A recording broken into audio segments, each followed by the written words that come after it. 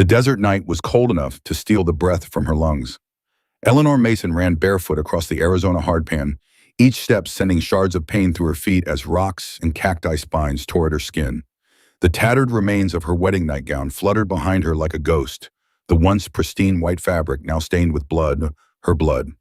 She dared not look back. The distant barking of dogs and the flickering lantern light on the horizon told her everything she needed to know. They were coming. Victor Caldwell's men with their long rifles and longer leashes hunting her like an animal that had escaped the slaughterhouse. In a way, that's exactly what she was. Ellie stumbled her knee, striking hard against the desert floor. Pain shot through her leg, but she bit back the cry that threatened to escape her lips. Any sound might carry across the empty landscape. She forced herself to her feet again, ignoring the fresh blood trickling down her shin, joining the other wounds that mapped her escape. For a moment, her mind flashed back to just hours earlier. The grand bedroom of Victor Caldwell's ranch house, the door closing with a heavy finality. His hands rough and entitled, tearing at the wedding dress her father had forced her to wear.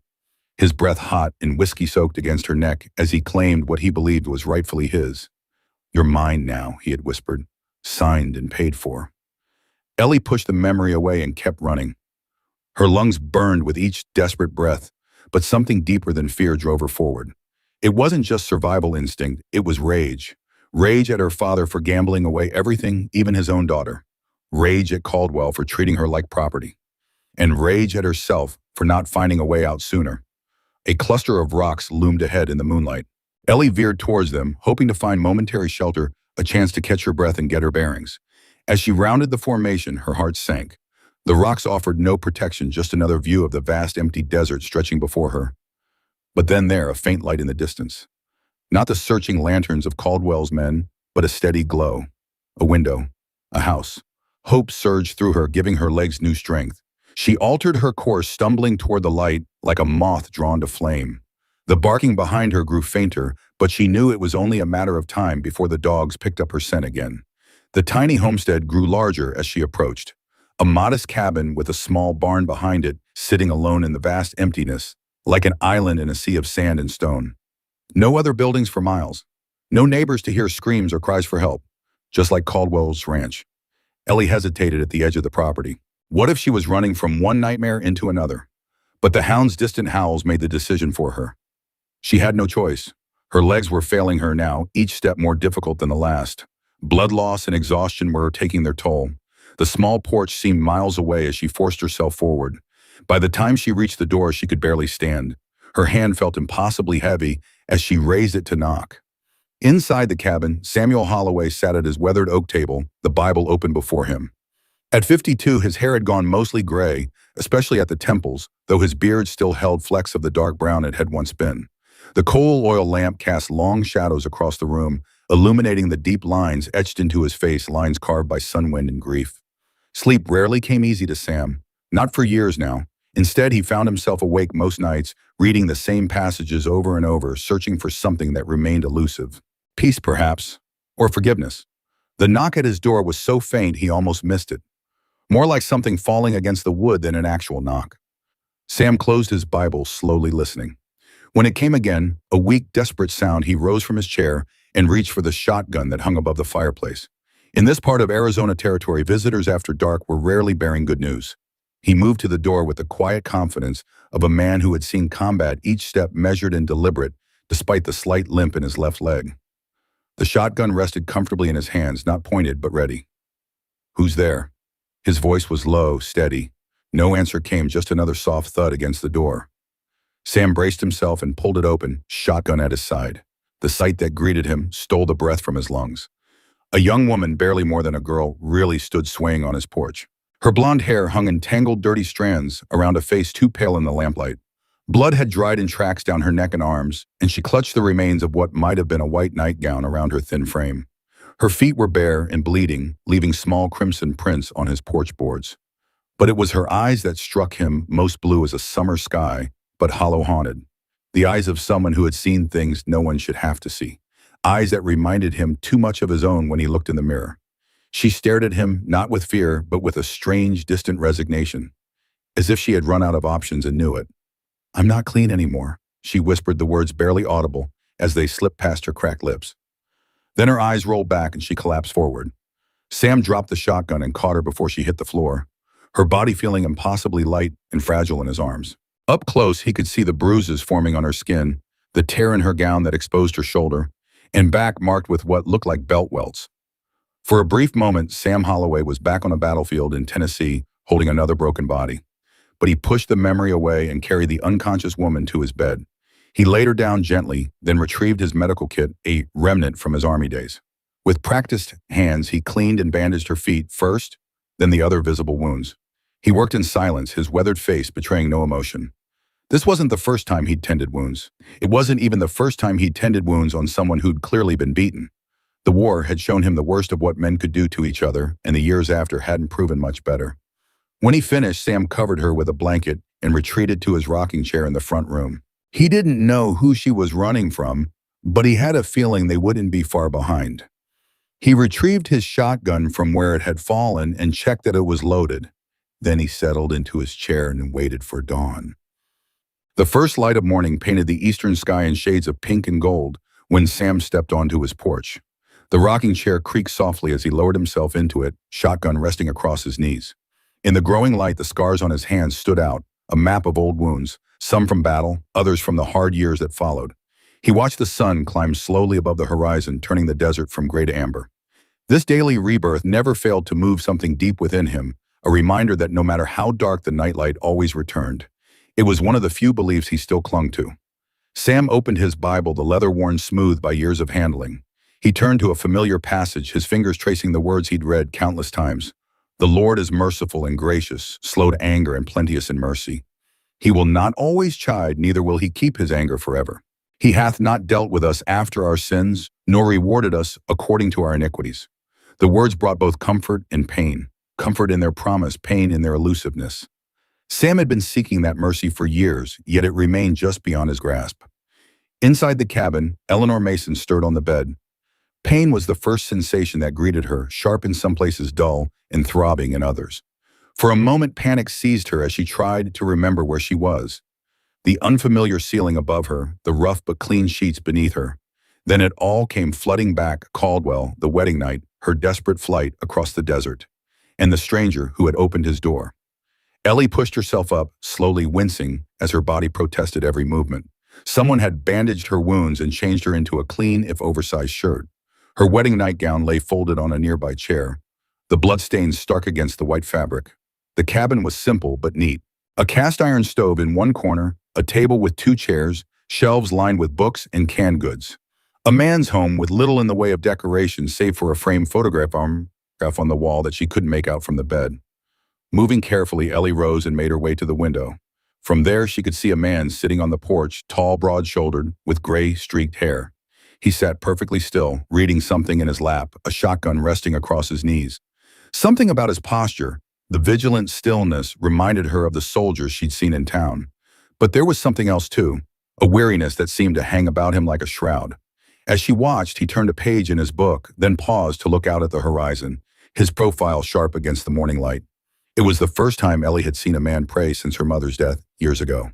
For the men in her father's gambling circles, and certainly for Victor Caldwell, religion was just another tool, something to wear on Sundays and discard the rest of the week. But this man seemed different. There was a genuineness to his reverence that made her chest tighten with an emotion she couldn't quite name. The sound of approaching hoofbeats broke the morning stillness. Ellie tensed her hand, gripping the window frame. The man on the porch didn't move, didn't even look up from his reading. But she noticed his hand shift slightly on the shotgun. A rider appeared on the horizon, heading directly for the cabin. Not one of Caldwell's men. This was an older man in a black coat riding a dappled mare at an unhurried pace. As he drew closer, Ellie could make out a white clerical collar. She exhaled slowly. A preacher, not an immediate threat, at least. The man on the porch finally looked up, setting his book aside as the rider approached. He stood, leaving the shotgun propped against the chair, and moved to the edge of the porch. "Morning, Reverend," she heard him call, his voice deeper than she'd expected. "Sam," the older man replied, dismounting with the stiffness of age. "Brought your supplies from town." Ellie moved away from the window and back to the bed, uncertain whether to make her presence known. Her instinct for survival, honed by years with her gambling father and sharpened by her brief time with Caldwell, told her to remain hidden until she knew more about these men. She could hear their voices, now drifting through the thin walls of the cabin. Folks in town are talking, the preacher was saying. Caldwell's men are searching the area, going door to door. What for? The man called Sam sounded unconcerned, but Ellie detected a new tension in his voice. A woman, his new bride apparently, ran off their wedding night. A long silence followed, and Ellie held her breath. That's so, Sam finally said.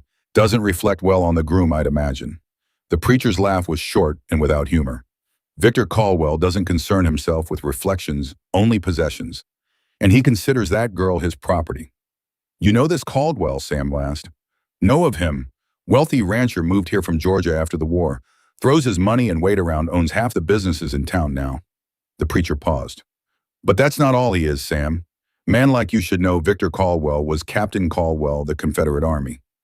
5th Tennessee Cavalry. The silence that followed held a different quality, heavy with something Ellie couldn't identify. I know the name, Sam finally said, his voice colder than before. His unit was responsible for burning a village in Tennessee in '64, women and children inside. The same one, the preacher confirmed. After the war, he disappeared for a few years, then resurfaced out here with more money than a captain's pay could explain, in a past he doesn't discuss.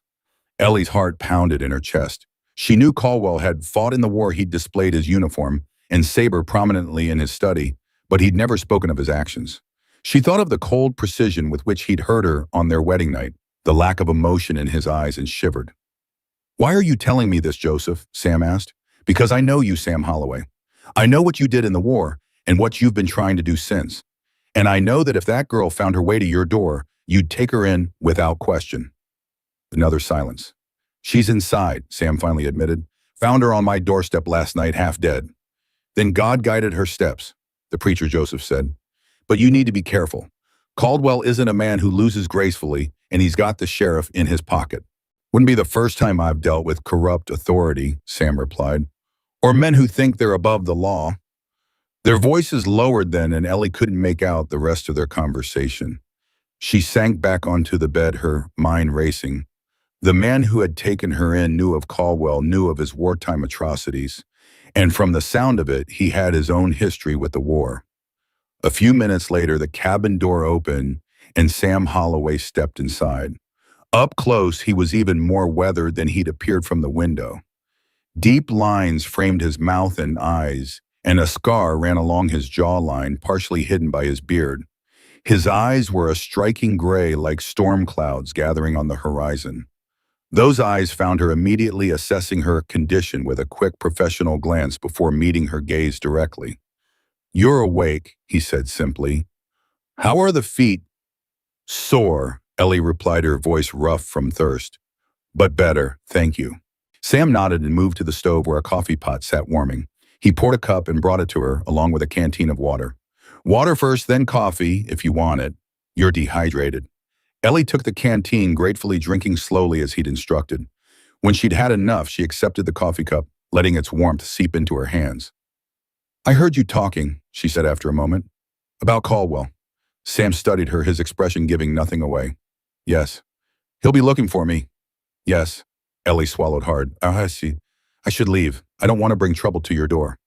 Trouble and I are old acquaintance, Sam replied, the ghost of a smile touching his lips before disappearing. And you wouldn't make it a mile in your condition. He was right, and they both knew it. Ellie looked down at her bandaged feet, then back at him. Why are you helping me? She asked. Sam considered the question, or perhaps he was considering how much to tell her. Let's just say I've seen enough people hurt in my lifetime. Don't need to see another. It wasn't a full answer, but it was honest as far as it went. Ellie nodded slowly. I'm Eleanor Mason. Most people call me Ellie. Samuel Holloway, he replied. Sam will do. A knock at the door interrupted them. Sam's hand moved to the pistol at his hip. She hadn't noticed it before as he moved to answer it. But it was only the preacher returning from securing his horse. Reverend Joseph Parker. Sam introduced him. He brings supplies from town once a week. Parker was older than Sam by at least a decade, his hair pure white and his face deeply lined. But his blue eyes were sharp and kind as they took in Ellie's condition. Miss Mason, he greeted her, and Ellie started at the use of her name. Don't be alarmed. Small towns have big ears. Your father's reputation preceded you, I'm afraid. Then you know why Caldwell married me, Ellie said bitterly, to settle a gambling debt. An old practice that should have died with the war. Parker said, his voice gentle but firm. No man has the right to trade his daughter like cattle. My father didn't see it that way, neither did Caldwell. Ellie's hands tightened around the coffee cup. To them, a debt's a debt no matter how it's paid. Sam and Parker exchanged a look that Ellie couldn't interpret. Then Parker moved to the window, peering out across the desert. They're coming, he said quietly. Riders from the direction of town. Sam joined him at the window, his expression hardening as he watched the approaching dust cloud. Not Caldwell himself, probably his foreman Matthews. I should hide, Ellie said, attempting to stand. No. Sam's voice was calm but firm. Parker, take her to the back room. Stay with her. Parker nodded, helping Ellie to her feet. The back room turned out to be little more than a storage space with preserves and tools lining rough wooden shelves. A small window let in enough light to see by. What will he do? Ellie whispered as Parker closed the door, leaving it open just a crack so they could hear. Sam? Parker smiled slightly. He'll do what he always does, stand his ground. Through the crack in the door, Ellie could see Sam take up position on his porch shotgun, once again in hand, but pointed at the ground. He looked relaxed, almost casual, as the riders approached, one man in front, two flanking him slightly behind. The leader reined in his horse about 20 feet from the porch, the animal dancing nervously beneath him. He was a hard-looking man with a week's worth of stubble and cold eyes that assessed Sam and the cabin behind him. Help you with something, Sam called, his voice carrying clearly through the morning air. Looking for a woman, the man replied. Blonde, about 20, ran off from Mr. Caldwell's ranch last night. Haven't seen anyone matching that description, Sam said evenly. The man's eyes narrowed. Mind if we take a look around Mr. Caldwell's? I'm concerned about his wife's safety. I do mind, Sam replied, still casual but with a new edge to his voice. This is my property, and you're not welcome to search it. The lead rider stiffened. You calling me a liar, old man? I'm saying that if a woman ran from Caldwell on her wedding night, might be she had good reason. Sam shifted slightly, and though his shotgun remained pointed down, the movement served as a reminder of its presence. And if she did, I'd respect her decision. The tension in the air was thick enough to cut. Ellie held her breath, aware of Parker doing the same beside her. The rider stared at Sam for a long moment, then spat into the dirt. Caldwell won't forget this. Neither will I, Sam replied quietly. For a second, it seemed the rider might press the issue. His hand hovered near his sidearm, and his companion shifted uneasily. But something in Sam's steady gaze must have given him pause. We'll be back, he finally said, wheeling his horse around. With more men. I'll be here, Sam assured him. They watched in silence as the riders galloped away, dust billowing behind them. Only when they were specks on the horizon did Sam lower his shotgun and turn back toward the cabin. Parker opened the door fully, helping Ellie back to the main room. She sank into a chair at the table, her legs shaking not just from weakness, but from the confrontation she'd witnessed. Thank you, she said as Sam entered. You didn't have to do that. Yes, Sam replied simply. I did. Parker moved to the window again, scanning the horizon. They'll be back and not alone next time. Caldwell won't let this go. Then we better be prepared, Sam said. He turned to Ellie. Can you tell us exactly what happened? Why you ran? Ellie's throat tightened, the memories she'd been trying to suppress surging forward. She swallowed hard. It was our wedding night. He hurt me, said I belonged to him now that the papers were signed. Sam's expression didn't change, but something flickered in his eyes. A cold anger quickly controlled. I see. There's more to it than that, isn't there? Parker asked gently. Caldwell could have any woman in the territory with his money. Why trade for a gambler's daughter? Ellie looked away, unable to meet their eyes. I don't know. It wasn't entirely a lie. She didn't know everything, but she suspected more than she was saying, and something in Parker's gaze told her he sensed it. The preacher moved away from the window, but as he did, something caught his eye on the floor near Ellie's chair. He bent down, picking up a small piece of fabric, a handkerchief that had fallen from the pocket of her nightgown. Parker stared at it for a long moment, his face draining of color. This embroidery, he said slowly. This is the Mason family crest, isn't it? Ellie nodded, confused by his reaction. Yes, it was my mother's. Parker turned to Sam, his expression grave. The girl, she's Preston Mason's daughter. Sam's brow furrowed. Should that mean something to me? It means, Parker said heavily, that there's more to Caldwell's pursuit than a runaway bride. He looked back at Ellie. Your father, did he ever mention Caldwell before the marriage arrangement? Any prior dealings? Ellie shook her head. No, at least not that I know of. My father kept his gambling affairs private, especially after my mother died. Parker sighed, running a hand through his white hair. Miss Mason, I believe your father may have taken something from Caldwell. Something far more valuable than money. What? Ellie asked, genuinely confused now. We had nothing of value. My father gambled away everything, even our home. Not everything was material, Parker said cryptically. He turned to Sam. Remember the church robbery 3 years ago, the strong box that was taken from my office? Sam nodded slowly. I remember. You never told me what was in it. Records, Parker said. Testimonies I had collected after the war, accounts of atrocities committed by certain Confederate units, including Caldwell's. Ellie's blood ran cold. You think my father stole these records? I think Parker said carefully that your father may have discovered something about Caldwell, something that gave him leverage. And I think Caldwell married you not just to settle a debt, but to ensure your father's silence. Sam's eyes narrowed. And now that she's run, Caldwell fears she knows whatever it was her father knew. Exactly, Parker looked at Ellie with compassion. Miss Mason, this is no longer just about a runaway bride. If I'm right, Caldwell will stop at nothing to find you. But I don't know anything, Ellie protested. My father never told me about any records or testimonies. Sam and Parker exchanged another look, this one heavy with meaning. It doesn't matter, Sam said finally. Caldwell believes you might, and that's enough for him to hunt you down. He moved to the window, scanning the horizon again. We need to get her somewhere safe. There is nowhere safe, Parker said quietly. Not from a man like Caldwell. Not in this territory. Ellie felt the walls closing in around her. She had run from one prison only to find herself trapped in an even more dangerous situation. And now she had drawn these two men into it with her. What do we do? She asked, her voice small. Sam turned from the window, his gray eyes meeting hers. There was a steadiness in his gaze that somehow calmed the panic rising within her. First, he said, you rest and heal. Then we figure out exactly what your father knew and what Caldwell is afraid of. He checked his pocket watch. Parker, you should head back before you're missed. Keep your ears open in town. Parker nodded, gathering his hat. I'll do what I can, but be careful, Sam. Caldwell didn't rise to power by being merciful to his enemies. After the preacher had gone, Sam moved to the stove and began preparing a simple meal. Ellie watched him work, his movements efficient and practiced. You were a soldier, she said. It wasn't a question. Sam paused briefly, then continued slicing bread. Yes, in the Union Army. This time he did look at her, one eyebrow raised slightly. What makes you say that? Ellie nodded toward the framed document on the wall that she hadn't been able to make out earlier. Now she could see it was a military commission. That and the way you handled those riders, trained but not like a Confederate. A ghost of a smile touched Sam's lips. Observant.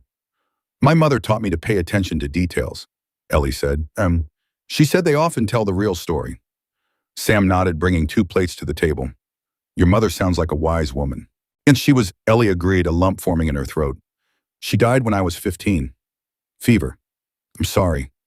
The words were simple, but sincere. They ate in silence for a few minutes, Ellie suddenly aware of how hungry she was. The food was plain bread, cheese, and dried meat, but it was the first real meal she'd had in days.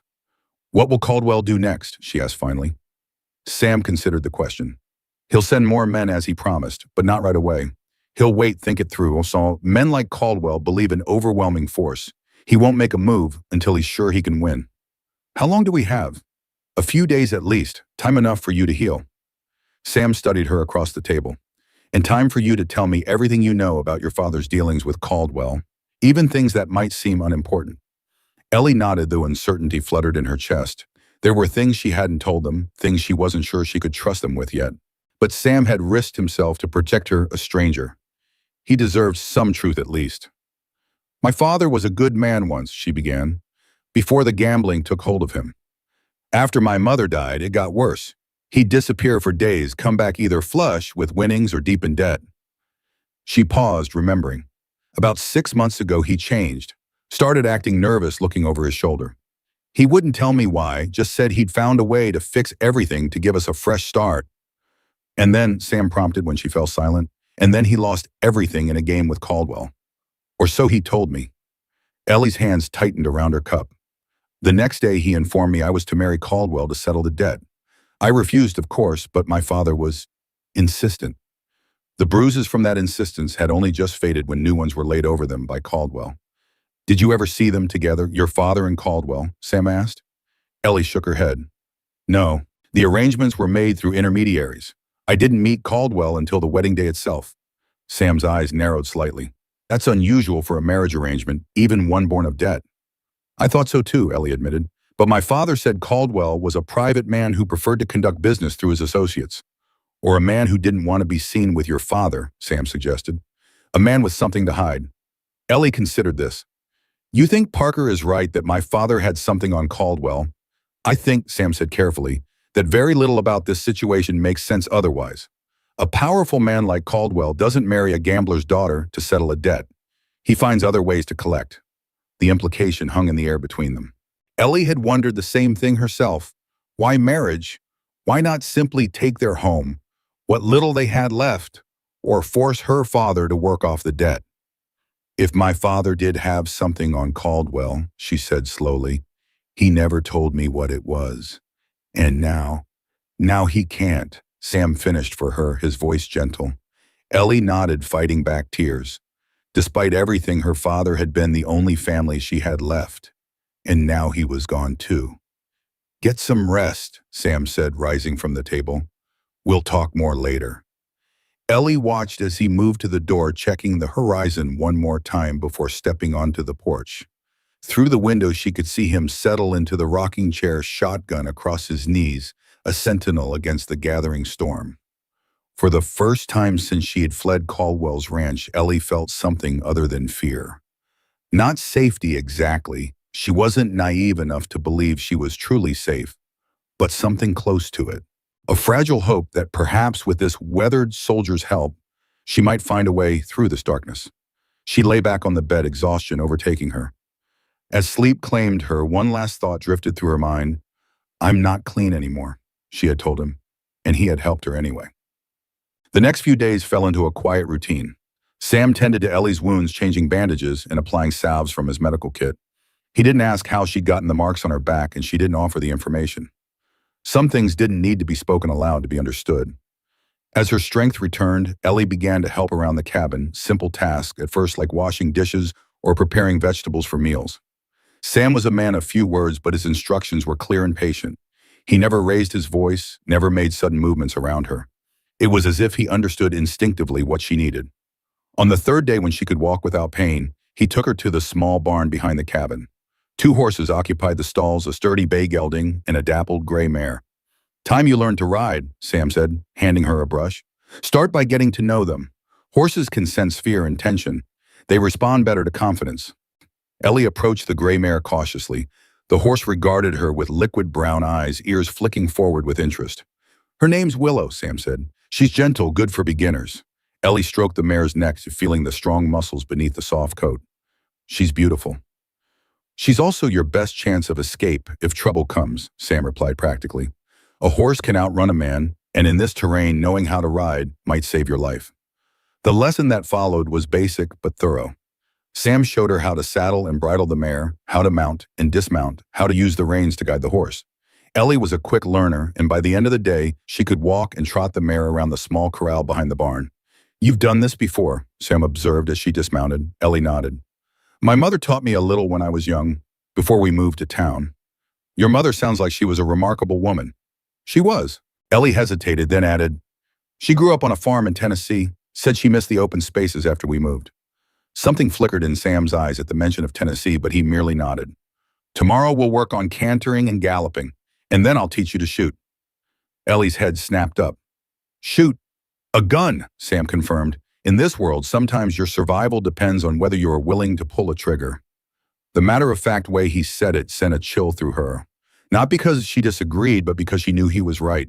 If Caldwell found her, her options would be limited. That night, as they sat on the porch watching the sunset paint the desert in shades of gold and crimson, Ellie found herself studying Sam's profile. The strong jawline, the nose that had clearly been broken, at least once the deep lines around his eyes that spoke of both laughter and sorrow. Why do you live out here all alone? She asked suddenly. Sam didn't answer immediately. He rocked slowly in his chair, eyes on the horizon. After the war, he said finally, cities felt confining, too many people, too much noise. Out here, a man can hear himself think. Is that what you're doing? Thinking, Joe? A ghost of a smile touched his lips. Among other things. Like what? Sam glanced at her, then back at the sunset. Waiting, I suppose. For what? I'll let you know when I figure it out. There was something in his tone that discouraged further questions, a wall carefully constructed over years. Ellie respected it. They all had their secrets, their private sorrows. They sat in companionable silence until the last light faded from the sky and the stars emerged brilliant against the velvet darkness. In the distance, coyotes began their nightly chorus. "We should go in," Sam said, rising from his chair. "Early start tomorrow." Ellie nodded and followed him inside, aware of how easily she had slipped into the rhythm of this place, this life. It was dangerous to become comfortable, she knew. Caldwell would not have given up his search. Sooner or later he would find her. But for now, in this moment, she allowed herself to feel something close to peace. That night, for the first time since her escape, Ellie slept without nightmares. The next morning, true to his word, Sam took her riding again this time, teaching her to canter and gallop. The feeling of the wind in her hair as Willow stretched into a full gallop was exhilarating, a freedom she had almost forgotten existed. Afterward, Sam brought out an old revolver, a Colt Army Model 1860. He handled it with the familiarity of long use, checking the cylinder and loading it with practiced movements. "This was my service weapon," he said, holding it out for her to see. "It's seen me through more scrapes than I care to remember. Today I'm going to teach you how to use it." He started with the basics: how to hold the gun, how to aim, how to account for the kick when firing. He set up empty cans on a fence post 50 yards away and demonstrated hitting each one with a precision that spoke of years of practice. "Your turn," he said, handing her the revolver. The weight of it surprised her, as did the responsibility it represented. Ellie had never held a gun before, had never imagined she would need to. "I don't know if I can do this," she admitted. "You can," Sam said with quiet confidence. "And you must, because when the moment comes, and it will come, hesitation will get you killed." His words were harsh but necessary. Ellie took a deep breath and raised the gun, aiming as he had shown her. Her first shot went wide, not even coming close to the targets. Her second wasn't much better. "Breathe," Sam instructed. "Focus on the front sight, not the target. Squeeze the trigger, don't pull it." Ellie tried again, following his guidance. This time the bullet pinged off the fence post inches from one of the cans. "Better," Sam approved. "Again." They practiced for hours until Ellie's arms ached and her ears rang despite the cotton Sam had given her to muffle the sound. By the end, she could hit the target consistently, if not always precisely where she aimed. "You're a natural," Sam said as they walked back to the cabin. "Few more days of practice, you'll be able to defend yourself if needed." Ellie wasn't sure if that should reassure or terrify her. The idea of pointing a gun at another human being, of pulling the trigger with intent to harm or kill, still felt alien to her, but she understood the necessity. As they approached the cabin, Ellie noticed Sam tense suddenly, his hand moving to the pistol at his hip. Following his gaze, she saw a figure sitting on the porch. Reverend Parker, his expression grave. "Joseph!" Sam greeted him, relaxing slightly. "Didn't expect you until tomorrow." "Wish it were a social call," Parker replied, rising to meet them. "But I'm afraid I bring news." They moved inside, where Parker accepted a cup of coffee from Sam before sharing what he'd learned in town. "Caldwell's offering a reward for information on your whereabouts, Miss Mason. A substantial one. And he's hired additional men, not just ranch hands, but professionals. Gunmen." Ellie's stomach tightened with fear. "Has anyone talked about seeing me?" Parker shook his head. "Not that I know of, but money has a way of loosening tongues, and $100 is more than most folk around here see in a year." Sam's expression hardened. "So, it's escalating." "I'm afraid so." Parker hesitated, then added, There's more. I did some digging, asked some discreet questions about Preston Mason." Ellie leaned forward. "My father. What did you find? He's dead, Miss Mason. I'm sorry to be the one to tell you." Parker's voice was gentle but direct. "Found hanging in Caldwell's private jail 3 days ago. The official story is suicide, but no one believes that," Sam finished for him. "No." Parker looked at Ellie with compassion. "I'm truly sorry for your loss." Ellie sat very still, the news washing over her like cold water. She had suspected, of course. Her father wouldn't have simply let her go, not after arranging the marriage. But hearing it confirmed was different. "Did he suffer?" she asked quietly. Parker hesitated. "I don't know, child. I pray not." Ellie nodded, unable to speak past the lump in her throat. Her father had been a deeply flawed man, especially in his final years. But he had also been the one who taught her to read, who had once sat up all night with her when she had scarlet fever, who had treasured her mother's memory in his own broken way. And now he was gone, another victim of Victor Caldwell. There's one more thing, Parker said after giving her a moment to absorb the news. In my inquiries, I heard rumors about your father's movements in the weeks before his death. He was seen frequently at a mining claim outside of town, a played-out silver mine that no one's worked in years. Sam's eyebrows rose. You think he hid something there? It's possible, Parker allowed. The mine was originally owned by Caldwell's partner, a man named Hargrove, who died under suspicious circumstances last year. The claim reverted to Caldwell afterward. So if my father found something incriminating against Caldwell, Ellie said slowly, the mine would be a logical place to hide it. It would explain why Caldwell is so desperate to find you, Sam agreed. He thinks you know where it is. Ellie shook her head. But I don't. My father never mentioned any mine to me. Are you certain? Parker pressed gently. Perhaps not directly, but a hint, a reference that might make sense in retrospect. Ellie searched her memory, trying to recall any unusual comments or behaviors from her father in those final weeks. He had been nervous, yes, but also strangely elated at times, as if he held a winning card he couldn't yet play. He did say something strange the day before he told me about the marriage, she said slowly. He said our fortunes were about to change, that he'd found a treasure map that would lead us to a new life. She had assumed it was the liquor talking another of his grand empty promises. A map, Sam repeated thoughtfully, not necessarily literal. Or perhaps exactly literal, Parker suggested. If Preston found documentation of Caldwell's war crimes that would indeed be a treasure of sorts, leverage that could force Caldwell to leave you both alone, maybe even pay handsomely for the document's return. But then why arrange my marriage to Caldwell? Ellie asked, confusion evident in her voice. If he had leverage, why not use it? Sam and Parker exchanged a look. Perhaps he tried, Sam said quietly, and it backfired. The implication hung heavy in the air. Had her father attempted to blackmail Caldwell only to find himself outmaneuvered? Had he offered Ellie in marriage as a desperate last attempt to save himself? The thought made her sick. There is something hidden in that mine, Parker said, breaking the uncomfortable silence. Caldwell will tear it apart looking for it, but he hasn't yet, which suggests he's not certain. He needs you, Miss Mason, to confirm his suspicions. Or to reveal the location, Sam added, which is why he won't stop hunting you. Ellie felt trapped, the walls closing in again. What do we do? Sam's expression was grim but determined. We find whatever your father hid before Caldwell does. It's our only leverage. And how do we do that? Ellie asked. I don't know where to look. But you might recognize it when you see it, Parker pointed out. Something your father left behind, a clue that would mean nothing to Caldwell, but might speak to you. It was a slim hope, but it was all they had. Ellie nodded slowly. I'll try. As Parker prepared to leave, he pulled Sam aside for a private word. Ellie couldn't hear what was said, but she saw Sam's expression darken, his jaw tightening. When the preacher was gone, Sam returned to the cabin, his movements more tense than before. What is it? Ellie asked. What did he tell you? Sam hesitated, clearly debating how much to share. Parker's heard rumors in town, he finally said. Caldwell's men have been asking specific questions about me. A chill ran through Ellie. What kind of questions? About my military service, my time in Tennessee during the war. Sam's voice was carefully neutral, but Ellie could sense the underlying tension. It seems Caldwell has connected the dots. Connected what dots? Ellie asked, though a part of her already knew the answer. Sam's gray eyes met hers directly. That I was there, Miss Mason. I was in Tennessee in '64. In fact, I was the officer who ordered the attack on Caldwell's unit, the attack that led him to burn that village in retaliation. The revelation landed like a physical blow. Ellie stared at him, struggling to reconcile this new information with the man who had shown her nothing but kindness. You, she began, then stopped, unsure what to say. I didn't know there were civilians in the area, Sam continued, his voice low and even.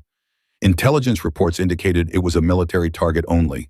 By the time I learned the truth, it was too late. The damage was done. Ellie swallowed hard. And the village, the one Caldwell, burned. Pain flashed across Sam's features, quickly controlled. 37 dead.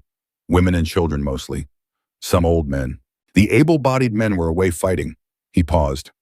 I led the burial detail myself, made sure each one had a proper grave, a marker with their name. It was the least I could do.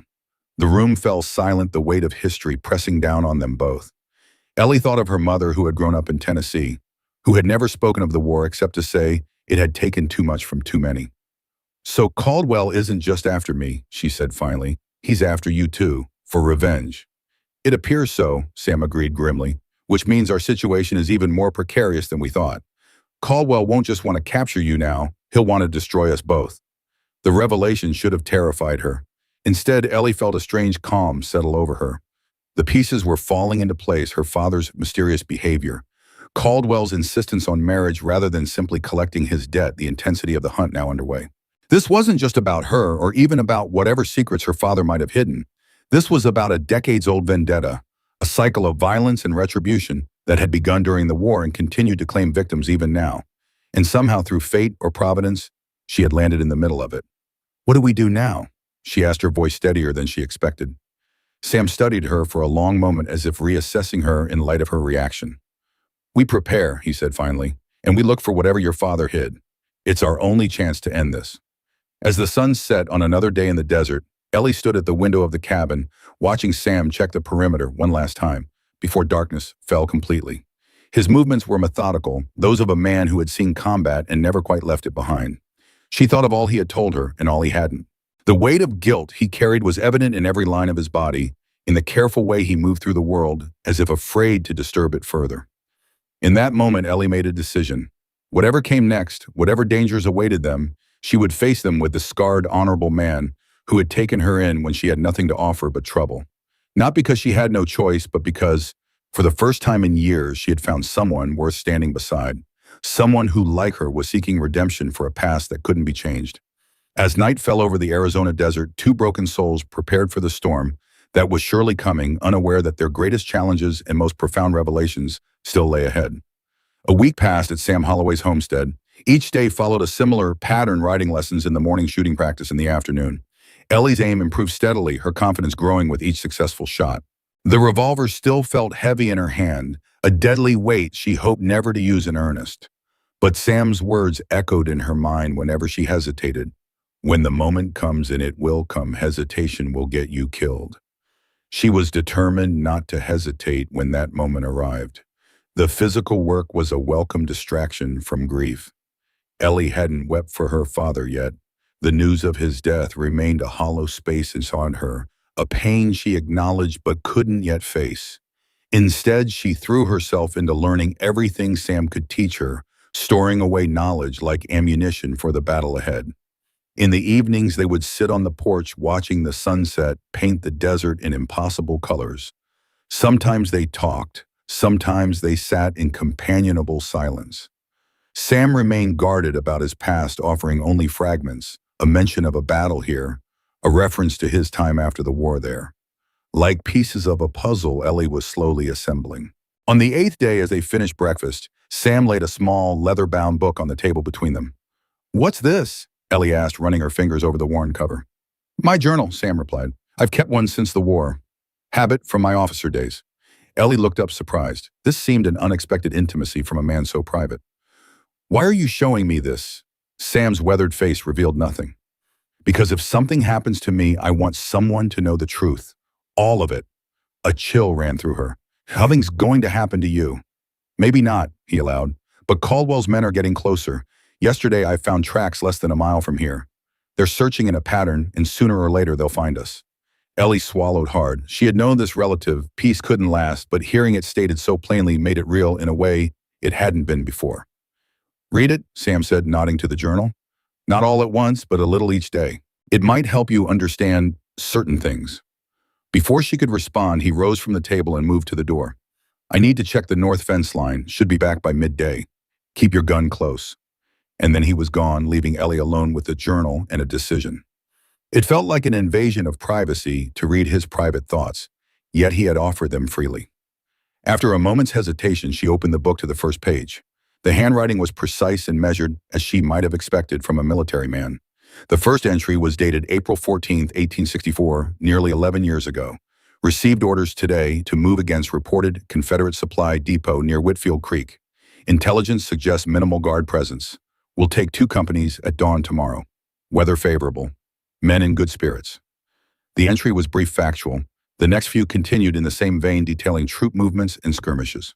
It wasn't until April 19th that the tone changed dramatically. "God help me. The intelligence was wrong. What we thought was a supply depot was actually a forward camp of the 5th Tennessee Cavalry. Heavy casualties on both sides. Worse, after we withdrew, Captain Caldwell's men burned Willow Creek Village in retaliation. 37 civilians dead. Women, children. I saw the bodies myself. Arranged proper burial. This blood is on my hands. All of it. Ellie felt her breath catch. This was the incident Sam had mentioned, the attack that had set Caldwell on a path of vengeance. Seeing it written in Sam's own hand, the raw grief and guilt evident in every word made it more real somehow. She turned the page, continuing to read, as Sam documented the aftermath. April 22nd, 1864. Have written letters to the families of our fallen. 23 men lost under my command. Their faces haunt my dreams, as do the faces of those villagers. One girl couldn't have been more than 6. Blonde hair and braids. Clutching a rag doll even in death, I keep seeing her. Will I ever forget April 25th, 1864? Request for court-martial denied. Command says intelligence failure, not my responsibility. Says retaliation by Confederate forces, not my fault either. They're wrong. The responsibility is mine. Always will be. The entries continued, documenting the remaining year of the war. Sam's writing grew more sparse, more detached, as if he were pulling away from his own experiences. Then came the entry from April 15th, 1865. Word reached us today. President Lincoln assassinated. The war effectively over, though pockets of resistance remain. The men celebrated. I could not join them.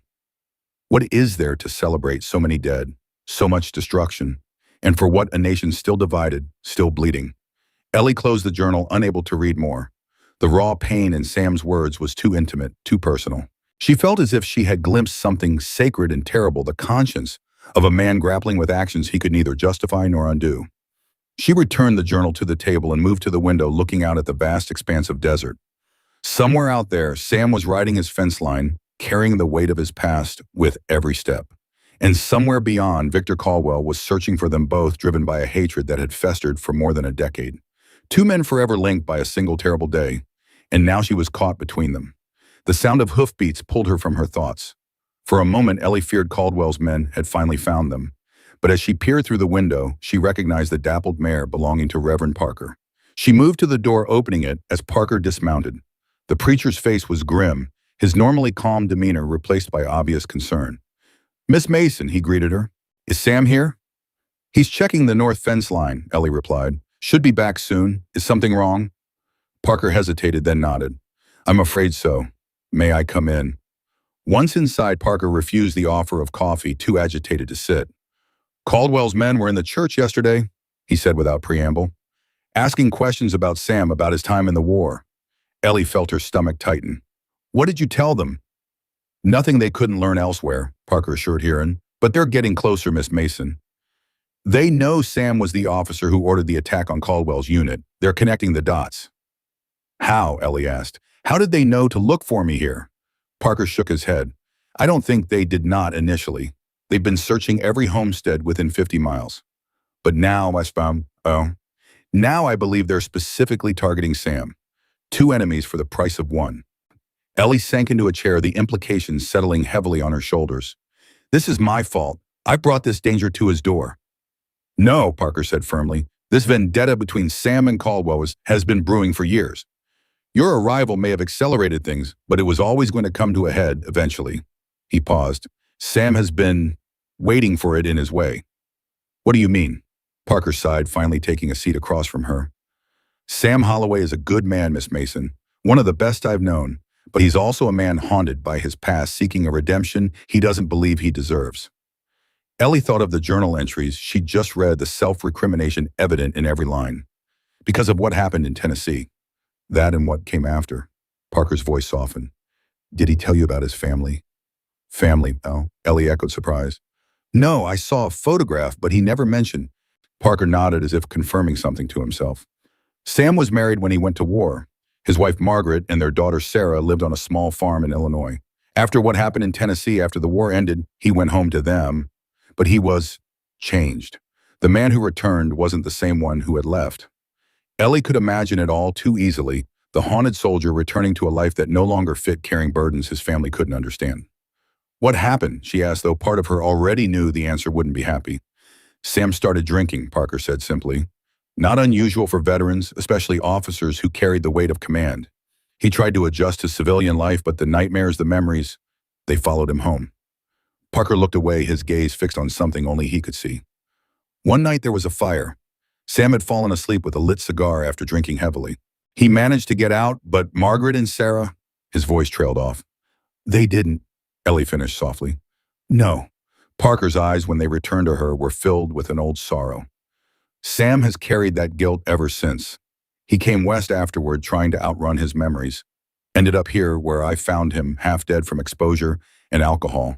Nursed him back to health, helped him build this place. Ellie sat in stunned silence, trying to reconcile this new information with the stoic, capable man she had come to know. Sam Holloway, who moved through life with such careful control, had once lost everything to a moment's carelessness. It explains so much: his solitude, his reticence, the shadows that sometimes crossed his face when he thought no one was looking. Does he know you've told me this? She asked finally. No, Parker admitted, and he may not thank me for it, but you needed to know, especially now. Why especially now? Parker leaned forward, his expression grave. Because Caldwell has learned about Margaret and Sarah, his men were asking specific questions about the fire, about Sam's role in it. Cold dread settled in Ellie's stomach. He's going to use it against him somehow. I believe so, Parker agreed. Caldwell is a man who understands how to inflict maximum pain. Physical violence is just one tool in his arsenal.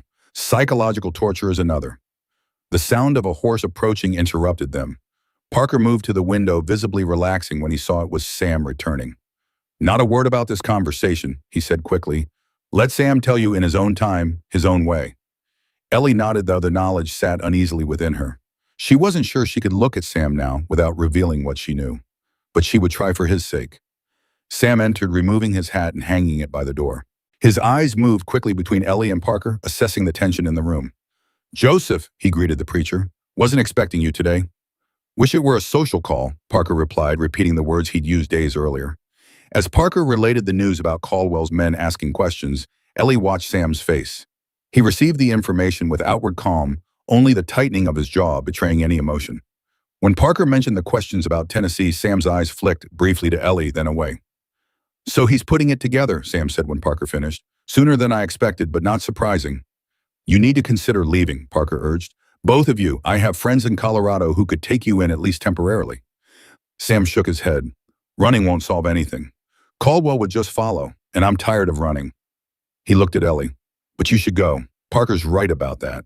It's not safe for you here anymore. Nah, Ellie said, the word emerging more forcefully than she'd intended. I'm not leaving. Miss Mason, Sam began. She corrected him. After everything, I think you can call me Ellie, and I'm not leaving. This isn't just your fight anymore, Sam. It's mine too.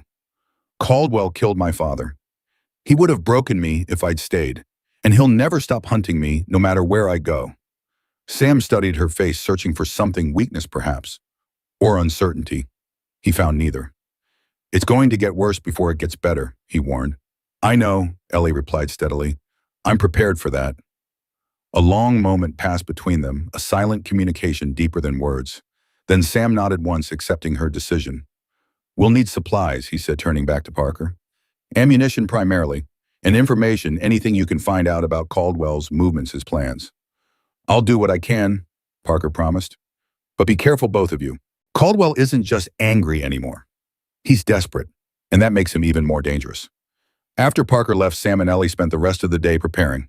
They moved supplies to the root cellar beneath the cabin: food, water, medical supplies, extra ammunition. A place to retreat if the cabin itself became unsafe. As evening approached, Sam surprised Ellie by suggesting they ride out to watch the sunset from a nearby mesa. Might be our last chance for a while, he said, his tone making it clear he expected trouble soon. They rode in silence, Ellie now comfortable enough on Willow to keep pace with Sam's gelding. The desert was beautiful in the fading light, the rocks and cacti casting long shadows across the sand. When they reached the mesa, they dismounted, leaving the horses ground-tied nearby. The view was spectacular, miles of desert stretching to the horizon, painted in hues of gold, crimson, and purple as the sun sank lower. In the distance, mountains rose like sentinels against the darkening sky. It's beautiful, Ellie said softly. It is, Sam agreed. When I first came here, I didn't see the beauty, was too lost in my own darkness. But gradually it worked its way in. The light, the space, the silence. It heals something in a man if he lets it. Ellie glanced at him, noting the relaxed set of his shoulders, the peacefulness in his expression as he gazed at the horizon. In this moment, he seemed unburdened by the ghost that usually accompanied him. Sam, she said hesitantly, may I ask you something? He turned to her, one eyebrow raised slightly. Of course. Your journal. I only read a little, but... She paused, uncertain how to phrase her question. You want to know if I still blame myself for what happened in Tennessee, Sam finished for her. Ellie nodded. Sam was quiet for a long moment, his eyes returning to the horizon. Every day, he finally said. Every day I wake up and remember those faces. The soldiers under my command who died because of faulty intelligence. The civilians who died because of Caldwell's retaliation.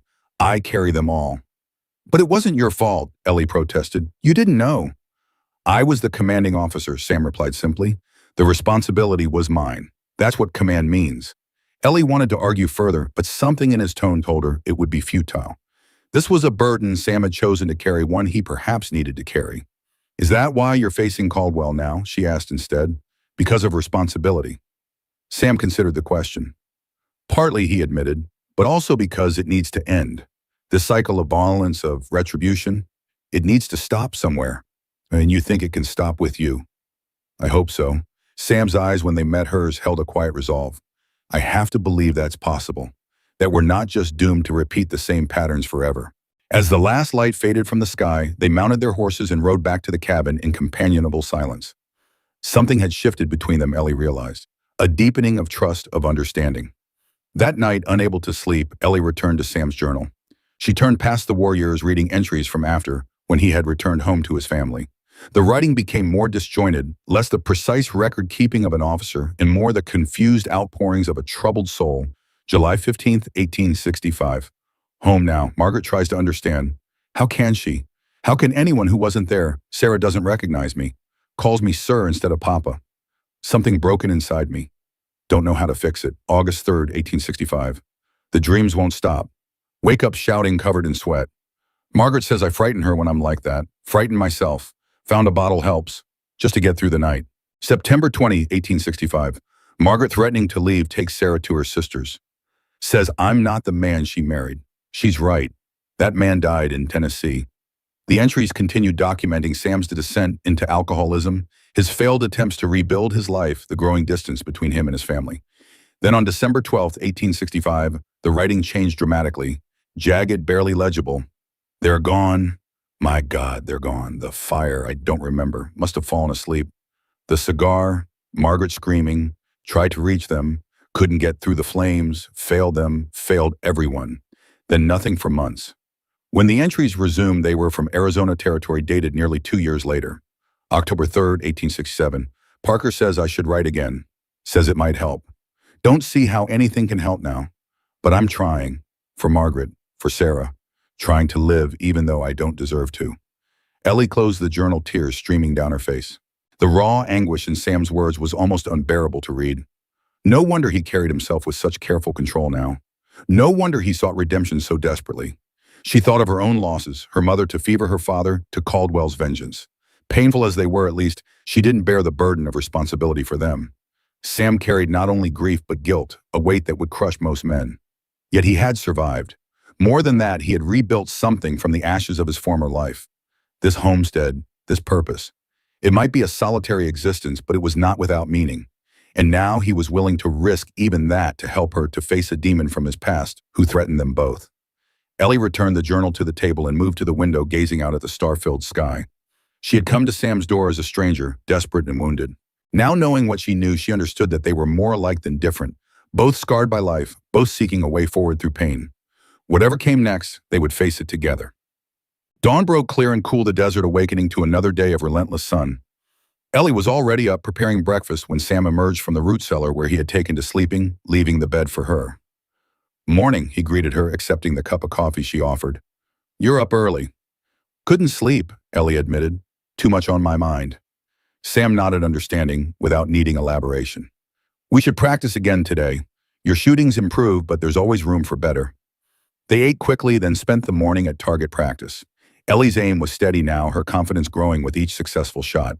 Sam had moved from teaching her basic marksmanship to more practical skills, shooting from different positions, reloading quickly, firing multiple shots in succession. Remember, he instructed as she reloaded the revolver, always keep count in your head. Know exactly how many rounds you have left. Nothing worse than thinking you have one more shot and hearing a click instead. Ellie nodded, concentrating on the smooth motion of loading cartridges into the cylinder. Her hands, once soft from a life of relative comfort, had grown calloused from work around the homestead. She found she didn't mind the change. These were capable hands, now hands that could defend rather than merely plead. As midday approached, they returned to the cabin for a simple meal. Sam was quieter than usual, his eyes frequently moving to the horizon, scanning for threats. "You're expecting them today?" Ellie observed. Sam didn't bother denying it. "The pattern of their search brings them to this area, and they've had time to connect me to Tennessee, to you. Yes, I think today is likely." Despite the warning when the riders appeared on the horizon, it still sent a jolt of fear through Ellie. 6 men approaching at a measured pace. Too many for a social call, too few for a full assault. A scouting party, then. Sam saw them at the same moment she did. Without a word, he moved to retrieve his rifle from beside the door. "Go to the root cellar," he instructed. "Take your revolver. If things go wrong up here, there's a tunnel that leads out behind the barn. Use it, get to Willow, and ride for Parker's church." "I'm not hiding while you face them alone," Ellie protested. "This isn't a debate." Sam replied, his voice taking on the tone of command. "We need someone to survive this, to finish what we've started. That someone is you." Before she could argue further, he pressed something into her hand, a small, worn photograph. "Keep this safe for me," he said, his voice softening, "just in case." Ellie looked down at the image, a woman with kind eyes and a young girl with blonde braids, both smiling at the camera. Margaret and Sarah immortalized in happier times. "Sam," she began, but he cut her off. "Please, Ellie, do this for me." The use of her first name, something he rarely did, silenced her objections. She nodded once, tucking the photograph into her pocket before descending into the root cellar. Sam closed the trapdoor above her, sliding a rug over it to conceal its presence. Through the slats in the cellar door, Ellie could see a narrow slice of the yard. She watched as Sam stepped onto the porch, rifle held casually but ready. The riders approached, stopping about 30 yards from the cabin. At their head was a man Ellie recognized. With a jolt of fear, Victor Caldwell himself. Even at this distance, Caldwell's presence was commanding. Tall, broad-shouldered, with silver hair and a bearing that spoke of authority, he sat his horse with the ease of a lifelong horseman. A scar ran down the left side of his face, puckering the skin near his mouth into a permanent sneer. "Major Holloway," Caldwell called, his voice carrying clearly across the yard. "It's been a long time." "Not long enough, Caldwell," Sam replied evenly. "What brings you to my property?" Caldwell smiled, though it didn't reach his eyes. "Just being neighborly. Heard you might be harboring a runaway. My wife, to be specific, Eleanor Mason. Or, I suppose it's Eleanor Caldwell now." "Haven't seen anyone by that name," Sam said. "But if I had, I'd question whether a woman running from her husband on her wedding night truly wished to be found." Caldwell's smile tightened. "A woman's wishes are irrelevant when it comes to a legal marriage, Major. As are yours, for that matter." He gestured to the men around him. "We're here to search your property. You can make this easy, or you can make it difficult. The choice is yours." "This is private property," Sam responded, his voice taking on an edge of steel. "You have no authority here." "Authority?" Caldwell laughed, a harsh sound without humor. "Look around you, Major. There is no authority here but strength, and I have the advantage there." As if to emphasize his point, the men with him spread out, slightly, hands resting near their weapons. Ellie's heart pounded in her chest. 6 against 1. Impossible odds even for someone with Sam's skill. But Sam didn't back down. "Last chance, Caldwell. Right away now, and we can both pretend this never happened." Caldwell's facade of civility dropped, his face hardening into lines of hatred. "You know I can't do that, Major. Not after Tennessee. Not after what you cost me." "What I cost you," Sam's voice remained controlled, but Ellie could hear the undertone of anger. "You burned a village of innocents in retaliation for a legitimate military action. Women and children, Caldwell. That blood is on your hands, not mine." "Legitimate," Caldwell spat the word. "You attacked without warning, without honor. Slaughtered my men while they slept. Where was the legitimacy in that?" "It was war," Sam replied simply. "Ugly, brutal, and without glory." "But it's over now, Caldwell. Has been for 10 years. Let it go." "Let it go." Caldwell's laugh was bitter. "Easy for you to say, Major. You gotta go home to your loving wife and daughter." "Oh, wait," he smiled cruelly. "That's right. You lost them too, didn't you? In a fire, I heard. Ironic, isn't it? Almost like justice, Wafty." Ellie saw Sam's posture stiffen, the only outward sign that Caldwell's words had struck home. "You didn't come here to talk about the past, Caldwell. State your business and be done with it." "My business is simple," Caldwell replied. "I want my wife returned to me along with certain property her father stole. Provide these things and I'll leave you in peace. Refuse and he shrugged eloquently. Well, I think we both know how that ends. I told you I haven't seen Eleanor Mason, Sam insisted. As for stolen property, I know nothing about that either. I don't believe you, Caldwell said flatly. Preston Mason was seen visiting this area repeatedly in the weeks before his death, and his daughter runs straight to you after fleeing my home. Too many coincidences, Major. No, I think you know exactly what was stolen, and I think the girl is here right now listening to every word. In the root cellar, Ellie froze. How could Caldwell know her father had visited Sam? She was certain her father had never mentioned Sam Holloway to her. Above the tension, stretched taut as a bowstring, Sam's rifle was still pointed at the ground, but his finger had moved closer to the trigger. Caldwell's men had similarly adjusted their postures, ready to draw at a moment's notice. Last chance, Holloway, Caldwell said, all pretense of civility gone. Produce the girl and what she's hiding, or we burn this place to the ground. With you in it. Sam's voice, when he replied, was deadly calm. You're threatening the wrong man, Caldwell. I've already lost everything once. I have nothing left to fear. Everyone fears something, Major, Caldwell responded. For instance, I wonder if you fear dying with more innocent blood on your hands. The preacher, perhaps. I understand you two are close. Or maybe that Mexican family that brings you supplies from time to time. The Ortiz family, isn't it? Such lovely children they have. Ellie saw Sam's shoulders tense, the only visible reaction to Caldwell's threats. Leave them out of this, Caldwell. This is between you and me. It was, Caldwell agreed. Until you sheltered my wife. Now it's much more complicated. He sighed theatrically. I'm a reasonable man, Major. I'll give you 1 day to reconsider. Bring the girl and what she's hiding to town tomorrow at noon. Meet me at the sheriff's office. Do that and I give you my word no harm will come to your friends. And if I don't, Caldwell's smile was cold as ice. Then I'll start with the preacher. I understand he has a special fondness for his church. Be a shame if it were to catch fire during Sunday services. Without waiting for a response, Caldwell wheeled his horse around. 1 day, Major, I suggest you use it wisely. Ellie watched as the riders departed, kicking up dust as they galloped away. Only when they were specks on the horizon did Sam lower his rifle, his shoulders sagging slightly as the tension drained from him. He moved to the root cellar, pulling back the rug and opening the trap door. You heard, he asked as Ellie climbed out. Every word, she confirmed. Sam, I don't understand. My father never mentioned you. How did Caldwell know he visited this area? Sam's expression was grim. I don't know, but Caldwell wouldn't make that claim without confidence.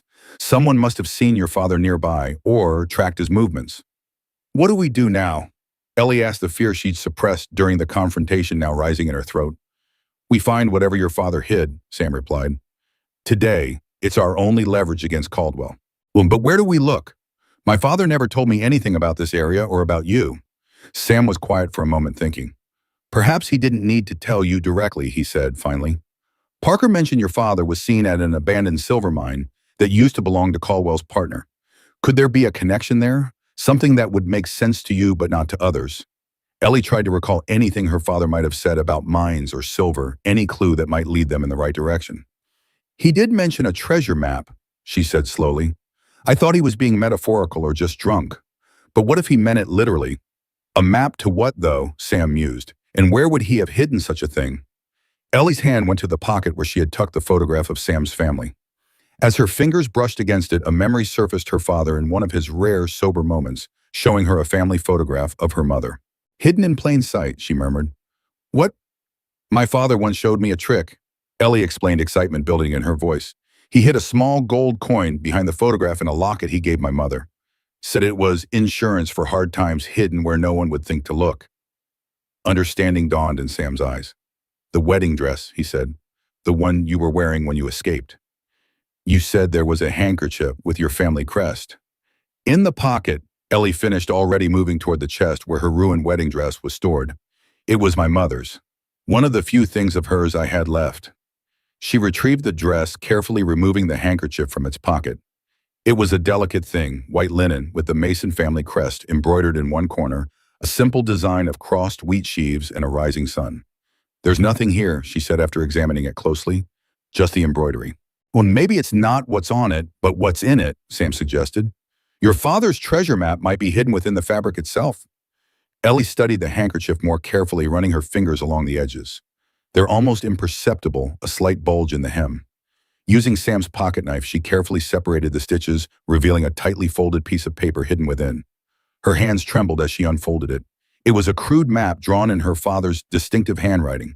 It showed what appeared to be mine tunnels with an X marked at a specific junction. Below was written a series of numbers, 37, 1964. It is a map, she breathed. To the silver mine, I think. And these numbers. A combination, perhaps, Sam suggested. For a lockbox or safe. Ellie stared at the numbers, a chill running through her as recognition dawned. No, she said softly. Not a combination, a date. April 19th, 1864. Sam's face paled. The day of the attack. The day Caldwell burned Willow Creek Village. 37 victims. Ellie added, the pieces falling into place. My God, Sam. I think my father found evidence of what really happened that day. Something that proves Caldwell's guilt. Sam took the map, studying it intently. This tunnel system matches what I know of the old Hargrove silver mine. It's about 5 miles northeast of here. He looked up, meeting Ellie's gaze. We need to go there, now. They worked quickly gathering supplies. They might need lanterns, rope tools, weapons. As they prepared to leave, Sam paused, his expression troubled. Ellie, he said quietly, if what we find is what I think it is, it won't just incriminate Caldwell. It could implicate me as well. The officer who ordered the attack that led to the massacre. Ellie looked at him. This man who had taken her in, protected her, taught her to defend herself.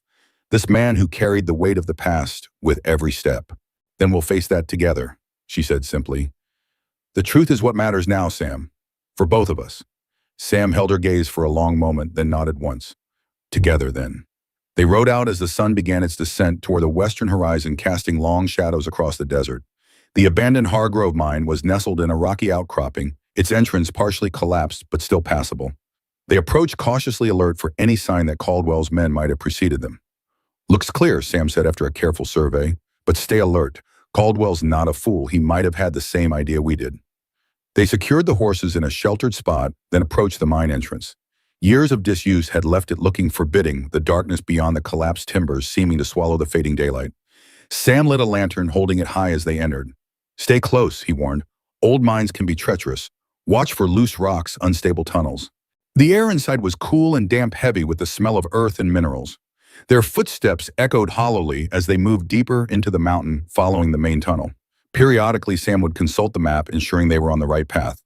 According to this, we need to take the next tunnel on the left, he said, his voice sounding unnaturally loud in the confined space. Then it's about 100 yards to the junction marked with the X. They turned as directed, the tunnel narrowing slightly. Water dripped somewhere in the darkness beyond the lantern's glow, a steady plink, plink that marked the passage of time. Do you think my father found whatever is hidden here? Ellie asked as they walked. Possibly, Sam replied. But if he did, why hide the map instead of the evidence itself? Why not use it against Caldwell directly? Maybe he tried, Ellie suggested. Maybe that's why Caldwell wanted him dead, why he insisted on marrying me, to ensure my father's silence. And to keep you close under his control, Sam agreed, in case your father had told you what he found. They reached the junction indicated on the map, a point where 3 tunnels converged. Sam held the lantern higher, examining the area carefully. The X is marked right here at the junction itself, but I don't see anything obvious. Ellie studied the walls, the floor, the ceiling, looking for any sign of disturbance, any indication something had been hidden. Her eyes caught on a peculiar arrangement of rocks near the base of one wall, too regular to be natural. There, she said, pointing. Those rocks were placed deliberately. Sam moved closer, setting the lantern down to examine the formation. You're right. Someone stacked these recently. He began carefully removing the rocks, revealing a small cavity behind them. There's something here. He reached in, withdrawing a metal box about the size of a large book.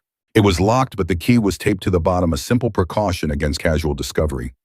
This has to be it, Ellie said, her heart pounding with anticipation and fear. Whatever my father found, whatever Caldwell is so desperate to recover. Sam handed her the key. You should open it. It's your father's legacy. With trembling fingers, Ellie unlocked the box and lifted the lid. Inside was a leather-bound journal, similar to Sam's, but older. More worn, and beneath it a stack of papers, military reports by the look of them, and several folded letters. Sam lifted the journal, carefully opening it to the first page. This belonged to Captain James Hargrove, Caldwell's partner, he said, reading the inscription, dated 1864 to 1865. Hargrove was with Caldwell in Tennessee, Ellie asked. Appears so, Sam confirmed, flipping through the pages. He was Caldwell's second in command in the 5th Tennessee Cavalry. He paused, his expression darkening as he read. Ellie, this is it. Hargrove documented everything the attack on their camp Caldwell's retaliation against Willow Creek. What's Willow Creek? But there's more.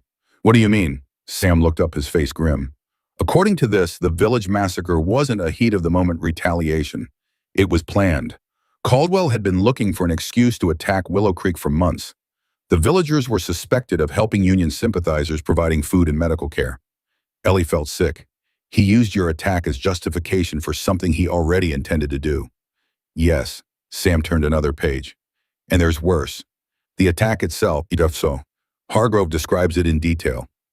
They surrounded the village before dawn, set fire to the buildings, then shot anyone who tried to escape the flames. His voice caught. Men, women, children. It didn't matter to Caldwell. Anyone who ran was cut down. Ellie took the journal from Sam's hands, needing to see for herself. The handwriting was cramped but legible. The descriptions clinical yet somehow more horrifying for their detachment. April 19th, 1864. Executed Caldwell's orders, Willow Creek settlement, surrounded at 0400 hours. Fired buildings at Caldwell's signal. Primary objective elimination of Union sympathizers accomplished. Secondary casualties higher than anticipated, final count 37 dead. No survivors as per Caldwell's directive. C took particular interest in ensuring complete destruction. Disturbing to witness even in wartime contexts, beginning to question C's stability and judgment. Ellie looked up at Sam, horror washing through her. No survivors as per Caldwell's directive, she quoted. He wanted them all dead. It wasn't just retaliation. It was extermination.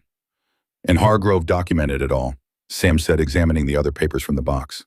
Military reports that were never filed, letters from Hargrove to his superiors expressing concern about Caldwell's actions, even a list of the victims with their ages. He looked up, his expression haunted. The youngest was 4 years old, Ellie. The weight of it settled on them both, the magnitude of what they had discovered, the evil it represented. This wasn't just evidence of war crimes, it was proof of a calculated massacre of a man's descent into monstrosity. This is what my father found, Ellie said softly. This is why Caldwell killed him. Why he wanted to control me. Yes, Sam agreed. With this evidence, Caldwell could be tried for war crimes even after all these years. His wealth, his position, his freedom, all of it would be forfeit. And my father tried to use it to force Caldwell to leave us alone. Ellie continued, the pieces falling into place. But instead of giving in, Caldwell killed him and took me as insurance. Sam nodded grimly. Your father probably hid this before confronting Caldwell, keeping the map as leverage, but he underestimated how far Caldwell would go to protect himself. Ellie closed the journal, her decision made. We need to take this to the authorities, to a federal marshal, someone beyond Caldwell's influence. The nearest federal marshal is in Tucson, 2 days' ride from here, Sam said, and Caldwell expects us in town tomorrow at noon. Then we leave tonight, Ellie insisted, under cover of darkness. We can be halfway to Tucson before Caldwell realizes we're gone. Sam studied her face in the lantern light, seeing the determination there. It won't be easy, he warned. Caldwell will come after us with everything he has, and he'll make good on his threats to Parkhurst and the others. Then we send Parker a warning, Ellie countered. Tell him to get to safety to spread the word about Caldwell's intentions. But we can't give in now, Sam. Not with this evidence in our hands. Yen, for a long moment, Sam was silent, weighing their options. Then he nodded once decision made. We'll go to Tucson, but first we need to ensure copies of these documents are made hidden in multiple locations. Insurance in case we don't make it. We'll make it, Ellie said with a confidence she didn't entirely feel. We have to.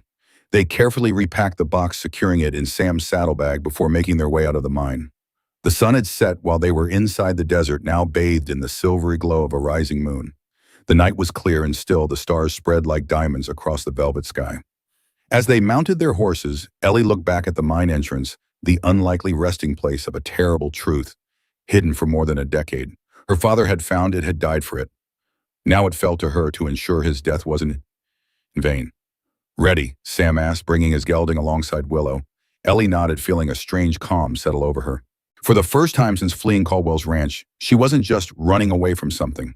She was moving toward something, toward justice, toward truth, toward the possibility of a future free from fear. Ready, she confirmed. Together they rode into the desert night, the evidence of Victor Caldwell's crimes secure between them. Behind them lay the past, a tangle of pain, loss, and betrayal. Ahead lay uncertainty, danger, and the faint but growing possibility of redemption. For both of them. But as they crested a ridge overlooking the valley below, Ellie's heart sank. In the distance, moving fast and purposeful across the desert floor, was a group of riders. Too many to be Parker or friendly visitors. And they were heading directly towards Sam's homestead. Caldwell's men, Sam confirmed following her gaze. He must have had us follow to the mine. Or he was always planning to move against us tonight, deadline or no deadline. What do we do? Ellie asked, fear tightening her throat. Sam's expression was grim but resolved. We can't outrun them to Tucson, not with that head start. And we can't return to the homestead. He thought for a moment. There's another option. It's risky, but it might be our only chance. I'm listening. Parker's church, Sam said. It's closer than Tucson and it has the telegraph office next door. We could send word to the federal marshal, ask him to come to us rather than trying to reach him. Ellie considered this. But Caldwell threatened Parker, threatened the church itself. Wouldn't that be the first place he'd look for us? Yes, Sam acknowledged. But it's also the one place he might hesitate to attack openly. Even Caldwell has to maintain some pretense of civility, of respecting the law and the church. If we can get there before him, establish ourselves with witnesses present, it could work, Ellie agreed. And if not, at least we go down fighting for something that matters. Sam nodded, a grim smile touching his lips. For something that matters, he echoed. Let's ride. They altered their course, heading southeast toward the small town where Parker's church stood. The night wrapped around them like a cloak, the only sounds the steady rhythm of hoofbeats and their own breathing. Above, the stars watched impassively, eternal witnesses to the human drama unfolding beneath them. As they rode, Ellie thought of all that had happened since that desperate night she had fled across the desert, the stranger who had opened his door to her, the bond that had formed between them, the secrets they had uncovered together. Whatever happened now, she knew she was no longer alone in her fight, and that knowledge gave her strength for the trials that surely lay ahead. They rode through the night, pushing their horses as hard as they dared. The evidence of Caldwell's crimes was secured in Sam's saddlebag, a weight far heavier than its physical presence suggested. Every shadow seemed to conceal enemies. Every distant sound caused them to tense in anticipation of pursuit. The moon sailed high overhead, casting the desert in silver light. It would have been beautiful under different circumstances, the stark landscape transformed into something otherworldly, ancient. But beauty was a luxury they couldn't afford to contemplate now. Survival consumed their attention. How much farther? Ellie asked as they paused briefly to rest the horses. Her body ached from hours in the saddle, and Willow was showing signs of fatigue, her breathing labored. Another hour, maybe less, Sam replied, scanning the horizon behind them. No sign of pursuit yet, but that didn't mean they weren't being followed. The church is on the north edge of town. If we approach from the east, we might avoid being seen. Ellie nodded, taking a sip from her canteen before offering water to Willow. The mare drank gratefully, nudging Ellie's hand when she was finished. You've done well with her, Sam observed. She trusts you. She's a good horse, Ellie replied, stroking Willow's neck. Like her owner, she gives more than she takes. Sam's eyes met hers briefly, something unspoken passing between them. Then he looked away, adjusting his saddle. We should keep moving. Dawn's not far off and will be more visible in daylight. They mounted again, continuing their journey at a slightly slower pace to preserve the horse's strength. The terrain gradually changed as they approached the town of Redemption, an irony of a name that wasn't lost on either of them. Scrub brush gave way to scattered cottonwoods, evidence of the small river that had made settlement possible in this harsh landscape. As the first hint of dawn lightened the eastern sky, the silhouette of the church steeple became visible against the stars. A simple wooden structure, Parker's church wasn't grand by Eastern standards, but in this territory it represented civilization, community, and the possibility of justice. They approached cautiously, circling to the eastern side as planned. The church stood silent and dark, the small house beside it, Parker's residence, equally still. No lights, no movement. Not necessarily concerning at this hour, but it put Sam on alert. Something's not right, he murmured as they dismounted behind the church, tethering their horses to a hitching post near the back door. Parker's an early riser. There should be a lamp lit by now. Ellie felt a chill that had nothing to do with the pre-dawn air. Could Caldwell have reached him already? Possible, Sam acknowledged grimly. Stay close and keep your revolver ready. And they approached the back door of the church, moving silently across the hard-packed earth. Sam tried the handle, unlocked, which was normal for a church in these parts. The door swung open with a slight creak, revealing the darkened interior. Parker, Sam called softly, his voice barely above a whisper. Joseph, are you here? No response. They moved further inside, Sam leading the way with his pistol drawn. The church was a single-room pews arranged in rows facing a simple altar. A door to the left led to a small vestry where Parker kept his clerical items and church records. It was from this room that they heard a faint groan. Sam motioned for Ellie to stay back as he approached the vestry door. He pushed it open slowly, revealing a scene that made Ellie's blood run cold despite Sam's protective gesture. Reverend Parker lay on the floor, his white hair stained with blood from a wound to his temple. He was conscious, but barely, his breathing shallow and labored. Joseph. Sam holstered his weapon and knelt beside the older man, gently assessing his injuries. What happened? Who did this to you? Parker's eyes flickered open, focusing with difficulty on Sam's face. Caldwell's men. He managed, his voice weak. Looking for you, for the girl. Wouldn't tell them where you might go. Anger flashed across Sam's features, quickly controlled as he turned his attention to Parker's wound. Head wounds bleed more than they should, he told Ellie, who had moved to Parker's other side. It looks worse than it is. Hand me that cloth on the desk.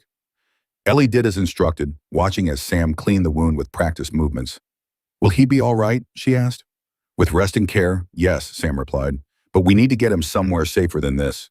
Caldwell's men might return. No time, Parker interrupted, gripping Sam's arm with surprising strength. Caldwell knows. You found something. He's gathering men. By noon he'll have enough. To burn this town to the ground if necessary. How does he know we found something? Ellie asked, his sick feeling growing in her stomach. Followed you, Parker gasped. To the mine. Watched from distance. Didn't want to risk confronting you there. Too isolated. No witnesses. Sam's expression darkened. He's forcing a public confrontation. Here where he has influence. Where he can control the narrative. Yes, Parker confirmed, but also where others can see, where truth might be heard. Sam helped Parker to a sitting position, propping him against the wall. You should have told him what he wanted to know, Joseph. It wasn't worth this.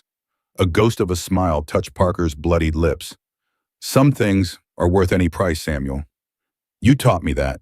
Ellie looked between the two men, sensing a deeper history than she'd been aware of. What do we do now? She asked. If Caldwell is gathering men, we can't stay here. No, Sam agreed. But we can't run either. Not anymore. He turned to Parker. The telegraph office, is William still operating it? Parker nodded weakly. Opens at dawn. Good man. Trustworthy. Then that's our first stop, Sam decided. We send telegrams to the federal marshal in Tucson, to the territorial governor, to anyone who might listen. Create a record of what we found before Caldwell can silence us. And then, Ellie pressed. Sam's eyes met hers, steady and resolved. And then we face Caldwell. One last time. The gravity of those words settled over them. One last time. Either they would end Caldwell's reign of terror today, or he would end them. There would be no middle ground, no compromise, no tomorrow for at least one side of this conflict. I'll help you move Reverend Parker to his bed, Ellie said, accepting the inevitability of what lay ahead. Then we'll go to the telegraph office. Bought together, they managed to get Parker to a small bedroom in the house attached to the church. Sam bandaged his head properly, and Ellie brought water and what little food they could find in the kitchen. Rest now, Sam told the older man. We'll handle things from here. Parker gripped Sam's hand. Be careful, Samuel. Caldwell is desperate. A desperate man is capable of anything. I know, Sam replied grimly. But so am I. As they prepared to leave, Parker called to Ellie. Miss Mason, Eleanor, your father, he was trying to protect you. In his own way. Remember that. Tears welled in Ellie's eyes at the mention of her father. I will, she promised. Thank you, Reverend. Outside, the dawn was breaking fully now, golden light spilling across the desert and into the small town.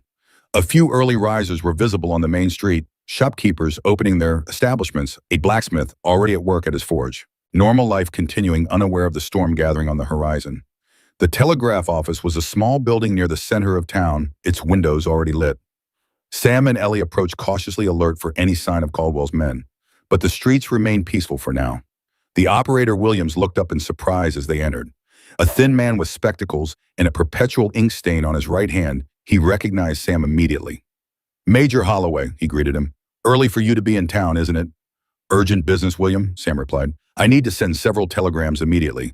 Official business, highest priority. Something in Sam's tone must have conveyed the seriousness of the situation, for Williams asked no further questions. He simply nodded and prepared his equipment. Where to first? Federal Marshal's Office, Tucson, Sam dictated.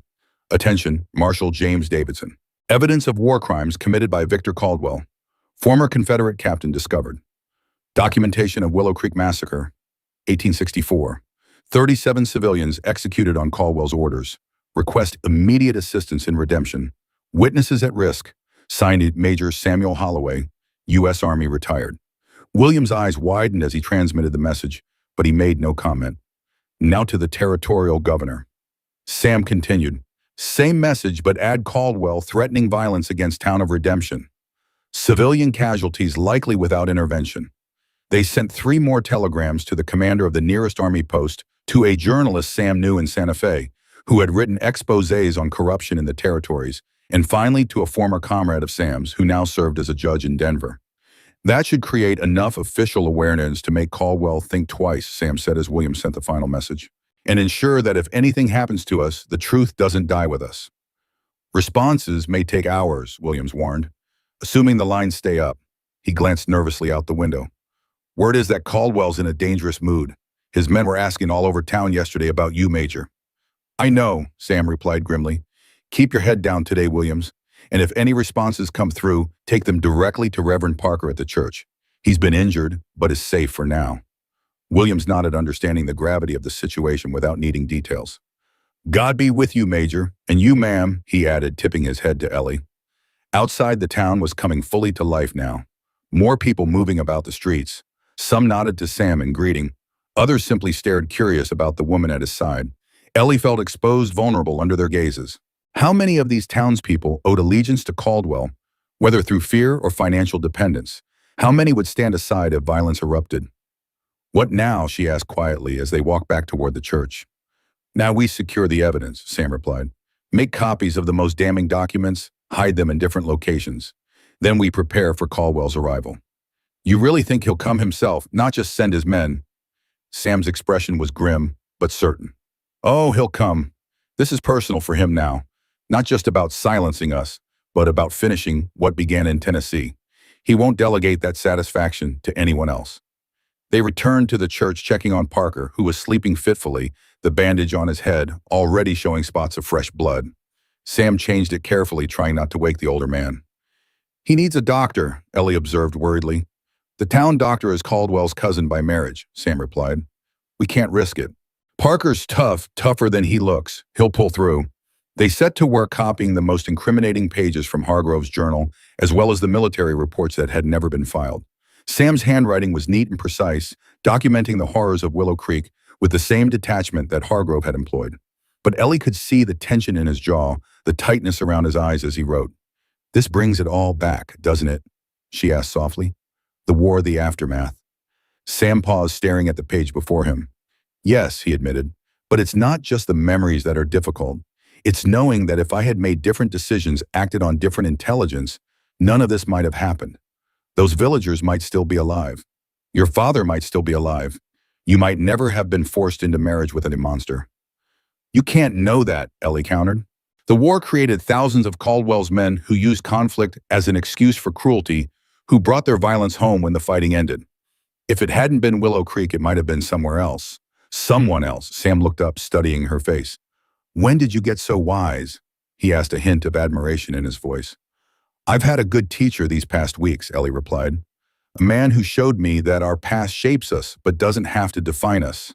That redemption is possible, even after the worst mistakes. Something shifted in Sam's eyes, a softening, a vulnerability he rarely allowed himself to show. For a moment, it seemed he might say more. But then the moment passed, and he returned to his copying work.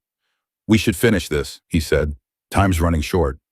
They worked in silence after that, each lost in their own thoughts. When the copies were complete, Sam divided them into several packets, hiding them in different locations throughout the church, beneath a loose floorboard near the altar, inside a hollow space, in one of the pews behind a brick in the vestry wall that Parker had shown him years ago. Insurance, he explained as he concealed the last packet, in case things go badly today. Ellie watched him, noting the methodical way he approached even this grim task. Sam Holloway was a man who had lived with death as a constant companion, who had learned to prepare for the worst while still fighting for better. You don't expect to survive this, do you? She asked bluntly. Sam straightened, meeting her gaze directly. I expect to do whatever is necessary to ensure Caldwell faces justice, he replied evenly. If that means my survival, good. If not, he shrugged, I've been living on borrowed time since Tennessee anyway. That's not true, Ellie protested.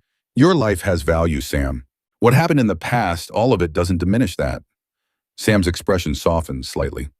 Maybe you're right, but some debts can only be paid one way, Ellie, and I've carried mine along enough. Before she could argue further, a commotion outside drew their attention. Raised voices, the sound of multiple horses arriving.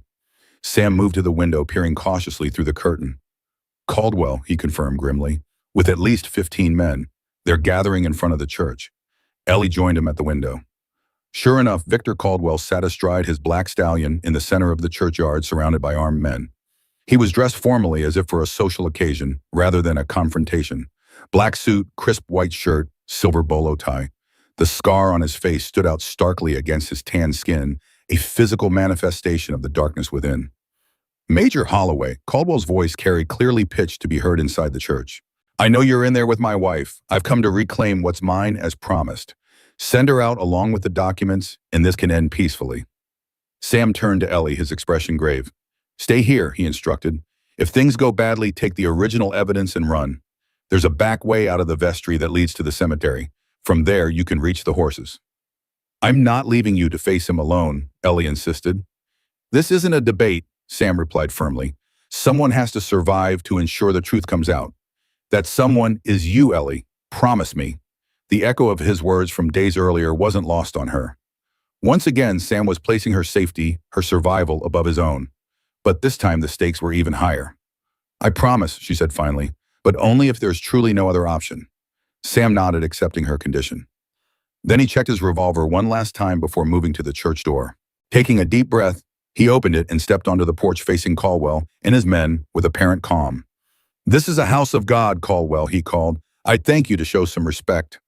Caldwell's lips curled in a cold smile. Respect is earned, Major, much like a wife's obedience. I've come for both Eleanor and what she stole from me. She stole nothing, Sam replied evenly, and she's not your wife in any true sense of the word. A marriage forced under duress, consummated through violence, no court would uphold it. Perhaps not in the North, Caldwell conceded. But we're not in the North, are we? Out here, possession is 9/10 of the law, and Eleanor is mine by right of contract with her father. Her father is dead, Sam pointed out. By your hand, if I'm not mistaken. A murmur ran through the gathering crowd of townspeople who had assembled at a safe distance to watch the confrontation. Caldwell's eyes narrowed dangerously. Careful, Major. Slander is a serious charge. Not slander if it's true, Sam countered. Just as it's true that you ordered the massacre of 37 civilians at Willow Creek in 1864. Women and children, Caldwell, burned alive or shot as they fled the flames.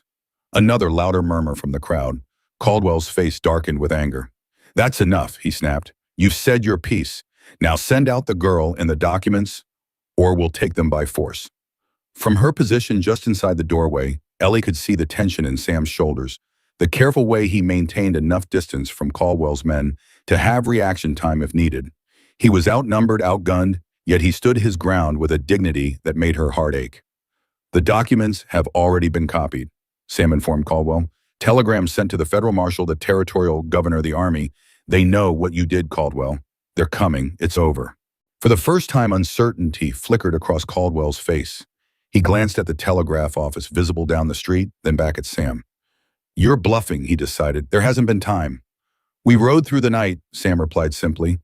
Arrived at dawn. The telegrams went out an hour ago. Even if you kill us both now, the truth is already spreading.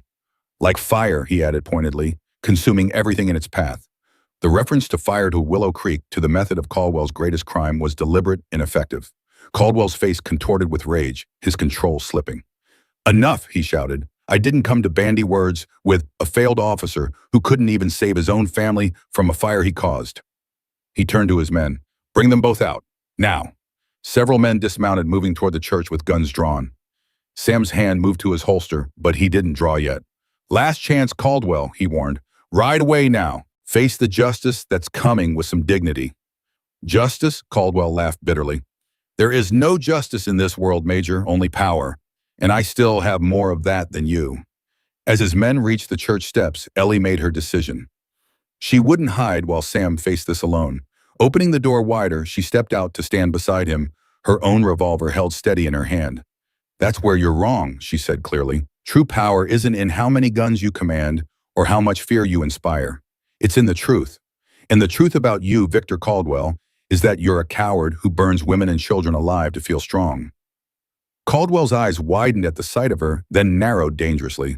So the little bird has found her voice, he said softly. And quite a sharp one at that. I'll enjoy teaching you proper respect once we're home. I'm not going anywhere with you, Ellie replied, her voice steady despite the fear curling in her stomach. And neither are these. She held up Hargrove's journal with her free hand. Your former partner was quite thorough in documenting your crimes, Victor. He must have suspected that one day he might need protection from you. Hargrove was a weak fool, Caldwell spat, too squeamish for necessary actions. Necessary, Sam interjected. Was it necessary to order your men to shoot children as they fled burning homes? Was it necessary to ensure there were no survivors to testify against you? Caldwell's control snapped. Yes, he shouted, his face contorted with rage. Yes, it was necessary. Those people were helping the enemy.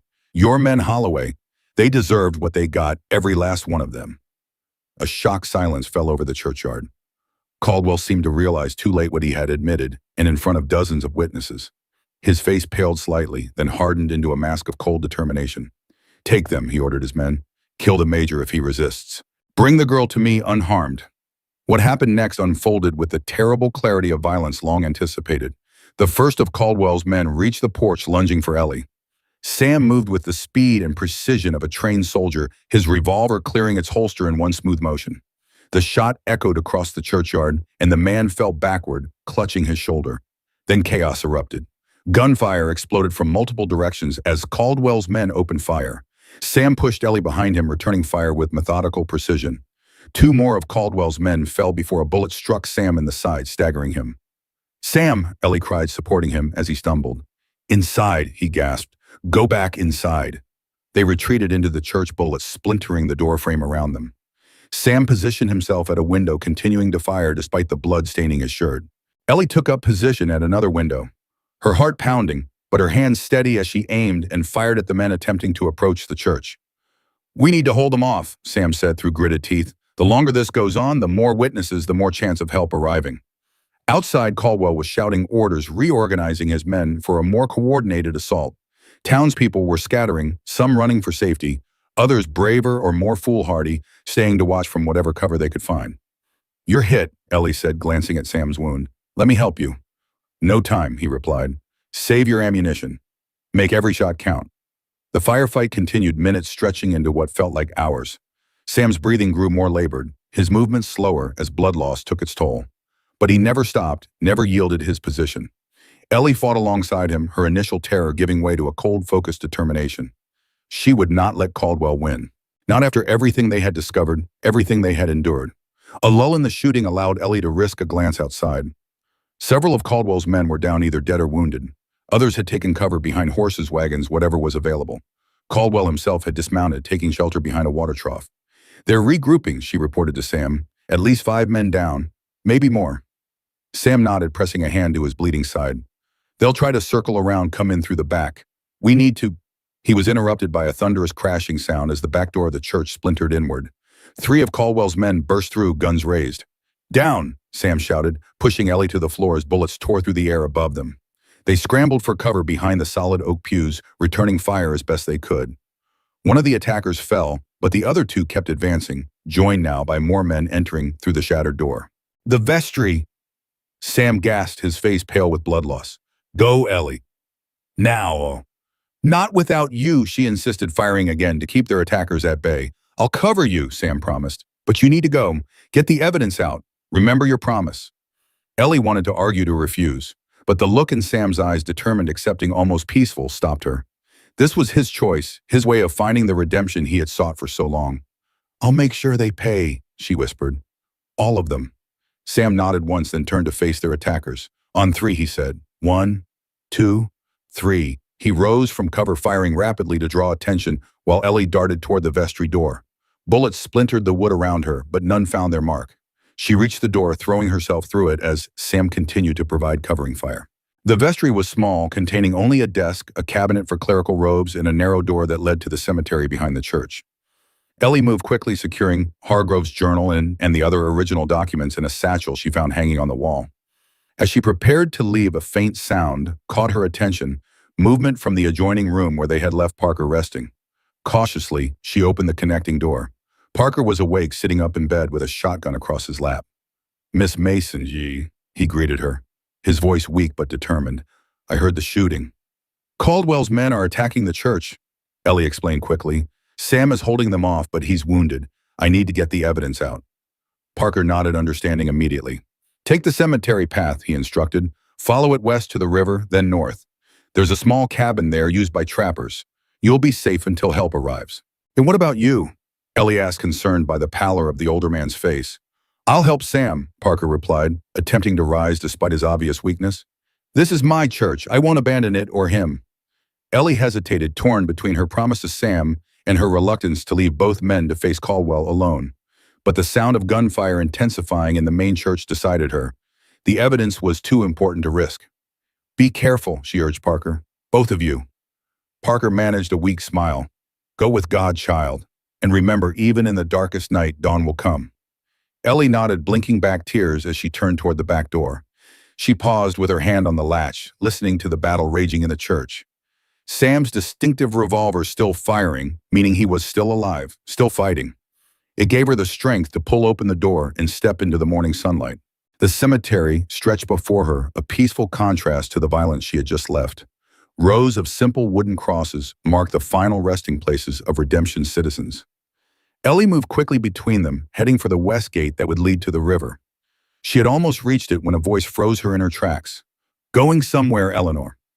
Victor Caldwell stood between her and the gate, his revolver aimed directly at her heart. His formerly immaculate suit was dusty now, his face streaked with sweat and grime. But his eyes were clear and cold, filled with a hatred that stole Ellie's breath. "How?" she began. "Did I know you'd try to escape this way?" Caldwell finished for her. "Simple. It's what I would do. Send my men through the front while I circle around to cut off retreat." He smiled, the expression never reaching his eyes. "Your Major Holloway isn't the only one who understands tactics." Ellie's mind raced, calculating options, possibilities. Her own revolver was in her hand, but Caldwell already had her covered. If she tried to raise it, he would fire first. "It's over, Victor," she said, playing for time. "Even if you kill me, the evidence is already out there. Sam sent telegrams to the federal marshal, to the governor. They know what you did." "Perhaps," Caldwell allowed, "but telegrams can be intercepted. Marshals can be delayed or misdirected. And witnesses," he gestured toward the church where gunfire still echoed, "witnesses can die in unfortunate accidents." "You can't kill an entire town," Ellie pointed out. "I don't need to," Caldwell replied. "Just the troublemakers. The rest will fall in line as they always have." He extended his free hand. "Now give me the satchel, Eleanor." Slowly. Ellie made no move to comply. "And then what, you kill me anyway?" "Not necessarily," Caldwell said, his tone almost reasonable. "You're still my wife, after all. If you cooperate now, demonstrate proper obedience, perhaps we can begin again. On better terms." The very suggestion made bile rise in Ellie's throat. "I would rather die," she stated flatly. Caldwell's expression hardened. "That can be arranged, but first the satchel. I won't ask again." Ellie knew she had seconds to decide to act. Caldwell would kill her regardless. His offer of mercy was as empty as his soul, but if she could distract him, create an opening. "Fine," she said, feigning resignation. "You win, Victor. Just don't hurt anyone else." She slowly lowered her revolver, letting it dangle from her finger by the trigger guard. Caldwell's smile widened, satisfaction and triumph clear in his expression. "A wise decision, my dear. Perhaps there's hope for you yet." As he stepped forward to take the satchel, Ellie made her move. She dropped her revolver, but as Caldwell's eyes instinctively followed its fall, she flung the heavy satchel directly at his face with all her strength. Caldwell staggered backward, momentarily blinded and disoriented. Ellie dove for her fallen weapon, rolling to the side as Caldwell fired blindly in her direction. The bullet kicked up dirt inches from her head. She came up in a shooting stance, just as Sam had taught her. No hesitation, no uncertainty. When the moment comes, and it will come, hesitation will get you killed. Ellie fired twice in rapid succession. The first shot went wide, but the second found its mark. Caldwell jerked backward, his expression more surprised than pained, as a crimson stain blossomed on his chest. So, for a moment they stared at each other across the cemetery, the monster who had terrorized so many, and the woman who had finally stopped him. Then Caldwell's legs gave way and he collapsed heavily onto the ground, his revolver falling from suddenly nerveless fingers. Ellie approached cautiously, her weapon still trained on him. Caldwell was still alive, but barely blood bubbling at his lips with each labored breath. His eyes, when they focused on her, held no fear or only a cold fury and something like disbelief. A woman, he managed the words wet with blood. Killed by a woman. Not just any woman, Ellie replied steadily. A woman who refused to be a victim anymore, who chose to fight back. She knelt beside him, just out of reach. And I'm not the only one, Victor. There will be others. Women who refuse to be owned, to be silenced. Your kind of man is becoming obsolete. Rage flickered in Caldwell's fading eyes. He tried to speak again, but only blood emerged. His hand twitched toward his fallen revolver, a final futile attempt to assert his will. Then his eyes fixed on something beyond Ellie, something only he could see, and the last breath rattled from his lungs. Victor Caldwell, former Confederate captain architect of the Willow Creek Massacre, was dead. Ellie remained kneeling beside him for a long moment, waiting for some profound emotion to emerge, triumph perhaps, or relief. But all she felt was a quiet certainty that justice long delayed had finally been served. The sound of gunfire from the church had ceased. Whether that signaled victory or defeat for Sam and Parker, she didn't know. But her duty now was clear, secure, the evidence ensured the truth was known. She retrieved the satchel, checking that the documents inside were undamaged, then started toward the gate once more. She would follow Parker's instructions, reach the trapper's cabin and wait for help to arrive, son. But she had taken only a few steps when a voice called her name. Ellie, she turned, her heart leaping at the sound. Sam Holloway stood at the entrance to the cemetery, leaning heavily on Parker. Both men were bloodied but alive, their expressions changing from concern to relief when they saw her standing unharmed. Sam, she breathed, running to him. You're alive, both of you. Barely, Sam admitted with a grimace of pain, but Caldwell's men retreated when they heard the shots from out here. What happened? Where's Caldwell? Ellie glanced back at the still form lying in the dust. Dead, she said simply. He was waiting for me. Tried to take the evidence. Sam's eyes widened slightly, then filled with understanding and something like pride. You did what you had to do, he said quietly. Yes, Ellie agreed. I did. Parker, weak but alert, surveyed the cemetery with a mixture of sorrow and resignation. So much death, he murmured, even in hallowed ground. But an end to it now, Sam pointed out. Caldwell can't hurt anyone else. Ellie noticed for the first time how badly Sam was wounded. His shirt was soaked with blood, his face alarmingly pale. He swayed slightly, even with Parker's support. You need a doctor, she said urgently. Town doctor won't help, Sam reminded her, his voice growing weaker. Not with this many of Caldwell's men still around. Then we'll get you to the trapper's cabin, Ellie decided. I can tend your wounds there until help arrives. Parker nodded agreement. The telegrams will bring assistance eventually, but we need to move quickly. Some of Caldwell's men may return when they realize he's missing. Together they made their way out of the cemetery, Ellie supporting Sam, while Parker, still unsteady himself, carried the precious satchel of evidence. They avoided the main streets, taking a circuitous route toward the river that flowed along the western edge of town. The trapper's cabin Parker had mentioned was small but solidly built, nestled among cottonwoods that provided shade and concealment. Inside was sparse but sufficient, a bed, a table, basic cooking implements, and most importantly, a well-stocked medical kit. Ellie helped Sam to the bed, then set to work cleaning and bandaging his wound. The bullet had passed through his side, missing vital organs, but causing significant blood loss. With careful treatment, he would recover, but it would take time and rest. You should have run when I told you to, Sam chided weakly as she worked. That was the plan. Plans change, Ellie replied, focusing on her task, and I don't abandon the people I care about. Sam's eyes glazed with pain, though they were searched her face. You care about a broken-down old soldier. I care about a good man who taught me to stand and fight rather than run and hide, Ellie corrected him. A man who risks himself for others without hesitation. A man who deserves a second chance at life, at happiness. Sam was silent for a long moment, absorbing her words. And you, he finally asked. What will you do now, after all this is over? Ellie paused in her ministrations, considering the question. It was the first time she had thought beyond survival, beyond the immediate danger that had consumed their attention for so long. I don't know, she admitted. My father is gone. I have no home to return to. She met Sam's gaze directly. But I think I might stay here. This land, harsh as it is, has shown me my own strength. I'd like to build something here. Something good. A ghost of a smile touched Sam's lips. It's good land for building, he agreed, for starting over. Parker, who had been keeping watch at the window, turned to them. The town seems quiet now, he reported. Caldwell's men have either fled or gone to ground, But they'll regroup eventually, especially when they find his body. Do they have a leader? Ellie asked. Someone who would take over now that Caldwell is gone. His foreman Matthews, perhaps, Sam suggested. But without Caldwell's money and influence behind him, he won't command the same loyalty. The coalition will fracture. Good, Ellie said firmly. Let them scatter like the cockroaches they are. The day wore on, tension gradually easing as no pursuit materialized. Parker tended a small fire, heating water for coffee and the simple stew he prepared from supplies in the cabin. Sam drifted in and out of consciousness, his body fighting to heal from the trauma it had endured. As evening approached, Parker made a decision. I should return to the church, he said. Check for telegraph responses, ensure the evidence copies are still secure, and the townspeople will need reassurance guidance in the aftermath of today's violence. Is it safe? Ellie asked, concerned. Safer than it was, Parker replied. And a shepherd doesn't abandon his flock in times of trouble. He smiled slightly. Even a wounded shepherd.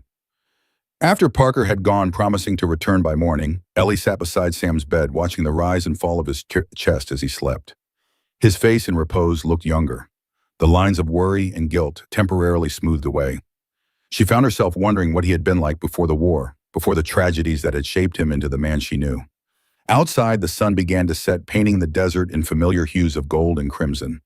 Ellie moved to the window, watching as shadows lengthened across the landscape. Despite everything, the violence, the loss, the uncertainty that still lay ahead, she felt a strange peace settling over her. For the first time in years, perhaps in her entire life, she was free. Free from her father's gambling debts, free from Caldwell's brutal ownership, free to choose her own path. And that freedom had been bought at a terrible price. A sound from the bed drew her attention. Sam was awake, watching her with clear, lucid eyes. How long was I asleep? He asked, his voice stronger than before. Most of the day, Ellie replied, returning to his side. How do you feel? Like I've been shot, Sam answered dryly. But I'll live, thanks to you. Ellie shook her head. You're the one who taught me everything I needed to survive this, to fight back. You always had the strength, Sam countered. All I did was show you how to use it. They fell into a comfortable silence, the kind that only develops between people who have faced death together and emerged changed but alive. Ellie, Sam said finally, when this is all over, when the marshals have come, when the evidence is secure, I want you to know that you're welcome to stay. At my homestead, I mean. If you want to. The offer hung in the air between them, weighted with unspoken possibilities. Ellie considered it, carefully aware of all it might entail. A life in the desert, harsh but free. A partnership with this complex, honorable man who had already given her so much. I'd like that, she said simply. Very much. Sam's eyes, when they met hers, held a warmth she had glimpsed only rarely before. Good, he replied. That's good. Another silence more charged than the last. There was more to say, Ellie knew, more to explore between them. But there would be time for that later. For now, it was enough to know that they had both chosen the same path forward. The sound of approaching horses broke the moment. Ellie moved quickly to the window, hand going to her revolver. Federal marshals, she reported with relief, recognizing the distinctive badges even in the fading light. At least 6 of them, and Parker is with them. Sam attempted to sit up, wincing with the effort. Help me up, he requested. I should greet them properly. You should rest, Ellie countered, but she helped him into a sitting position, nonetheless arranging pillows to support his back. Minutes later, the cabin door opened to admit Parker and a tall, weathered man wearing a marshal's badge. Behind them, more marshals secured the perimeter, professional and efficient. Major Holloway, the lead marshal greeted Sam. Marshal James Davidson, your telegrams caused quite a stir in Tucson. We rode out immediately. Appreciate the prompt response, Marshal, Sam replied. As you can see, the situation was rather urgent. Davidson nodded, his sharp eyes taking in Sam's bandaged torso and the evidence satchel Parker placed on the table. Reverend Parker has given me a preliminary briefing. Quite a story, and now you tell me the man at the center of it, this Victor Caldwell, is dead. Yes, Ellie confirmed. By my hand, he left me no choice. Davidson studied her thoughtfully. Mrs. Caldwell, I presume. Miss Mason, Ellie corrected firmly. The marriage was forced under duress and never valid in my eyes or before any just law. A hint of approval flickered in Davidson's expression. Miss Mason, then, I'll need a full statement from you and from Major Holloway when he's able, as well as access to all evidence regarding the Willow Creek incident. You'll have it, Sam assured him. Every document, every testimony. Caldwell's crimes deserve to be known, to be remembered. And what about his men? Ellie asked. Those who participated in today's attack. My deputies are already rounding them up, Davidson informed her. Those who haven't fled at least. They'll face charges for the attack on the church on Reverend Parker. Justice will be served, Miss Mason. I give you my word on that. For the first time, Elise allowed herself to truly believe it might be over. The nightmare that had begun with her forced marriage that had expanded to encompass war crimes and decades-old vendettas was drawing to a close. Not neatly, not without casualties, but with the truth finally emerging into the light. Thank you, Marshal, she said sincerely, for coming so quickly, for believing us. Davidson nodded acknowledgement. I knew men who died at Willow Creek, he said quietly. Good men. Their families deserve to know the truth after all these years. As the Marshal and Parker discussed next steps, Ellie returned to Sam's side. His color was better now, his breathing more regular. He would recover, she knew. And perhaps in the process, he would finally find the peace he had sought for so long. It's really over, she murmured more to herself than to him. Sam reached for her hand, his calloused fingers entwining with hers. Not over, he corrected gently. Just beginning. 3 months later, Ellie stood on the porch of Sam's homestead, their homestead now watching the sun rise over the desert. The air was cool and clear, the first hint of autumn tempering the summer heat. In the corral nearby, Willow and Sam's gelding grazed contentedly, occasionally lifting their heads to acknowledge her presence. So much had changed since that fateful day at the church. Marshal Davidson had been true to his word. Caldwell's men had been arrested, tried and sentenced for their various crimes. The evidence of the Willow Creek massacre had been forwarded to the War Department, finally bringing closure to the families of those who had died there. Sam's role in the original attack had been investigated as well, but the military had confirmed what he had always maintained: he had acted on faulty intelligence with no knowledge that civilians were present. The responsibility for the massacre lay solely with Caldwell and his men who had chosen to commit atrocities rather than accept a legitimate military defeat. For Sam, the official exoneration had meant less than the personal peace he had finally begun to find. The nightmares that had plagued him for years came less frequently now. He smiled, more laughed occasionally, the small changes that nonetheless transformed him from the grim, solitary man Ellie had first encountered. They had been married 2 weeks ago, a simple ceremony in Parker's rebuilt church. The townspeople of Redemption, many of whom had witnessed the final confrontation with Caldwell, had attended in force not just out of curiosity, but out of genuine respect for what Sam and Ellie had endured and overcome. Now they were building a life together day by day. Sam continued to work his land, while Ellie had started a small school for the children of nearby homesteaders and the Mexican families who worked the surrounding ranches. It wasn't the life she had once imagined for herself, but it was a good one, an honest one. The door opened behind her and Sam stepped out, 2 cups of coffee in hand. His wound had healed well, though he still moved with care in the early mornings when the old injury stiffened. You're up early, he observed, handing her one of the cups. I like watching the sunrise, Ellie replied. It reminds me of what your mother used to say, about each dawn being a chance to begin again. Sam smiled, the expression coming more naturally to him now. She was right about that, wiser than I understood at the time. They stood in companionable silence, watching as the sun cleared the horizon, transforming the desert from silvery gray to vibrant gold. Birds called from the scattered trees, welcoming the new day with their own kind of music. Any regrets? Sam asked suddenly. About staying here, I mean. This life isn't easy, especially for someone who grew up in town. Ellie considered the question seriously. No, she said finally. No regrets. This land taught me who I really am, what I'm capable of. Why would I leave that behind? She glanced at him, a teasing light in her eyes. Besides, the company isn't bad. Sam chuckled, the sound still somewhat rare, but all the more precious for it. High praise indeed. Ellie leaned against him slightly, feeling the solid strength of him beside her. They had both been broken when they found each other, wounded by life, by the cruelties of others and their own mistakes. But together they had found a way forward. Not perfect, not without scars, but whole in the ways that mattered most. In the distance, a rider appeared on the horizon, Parker making his weekly visit to bring supplies and news from town. Ellie raised her hand in greeting, though he was still too far to see the gesture. I should start breakfast, she said. Parker always arrives hungry. Sam nodded but caught her hand before she could turn away. Ellie, he said softly, thank you. For what? For staying, for believing there could be something worth building here. With me. Ellie smiled, squeezing his hand gently. Thank you for opening your door that night, for giving me shelter when I had nowhere else to go. Sam's eyes, when they met hers, held all the words he still found difficult to say: the love, the gratitude, the promise of days to come. Ellie understood. She always had from the beginning. Together they turned to welcome their visitors, stepping into the golden light of another desert dawn. Behind them lay the shadows of the past, acknowledged but no longer controlling. Before them stretched the future, uncertain but facing it together. And for now, in this moment, that was more than enough. It was everything.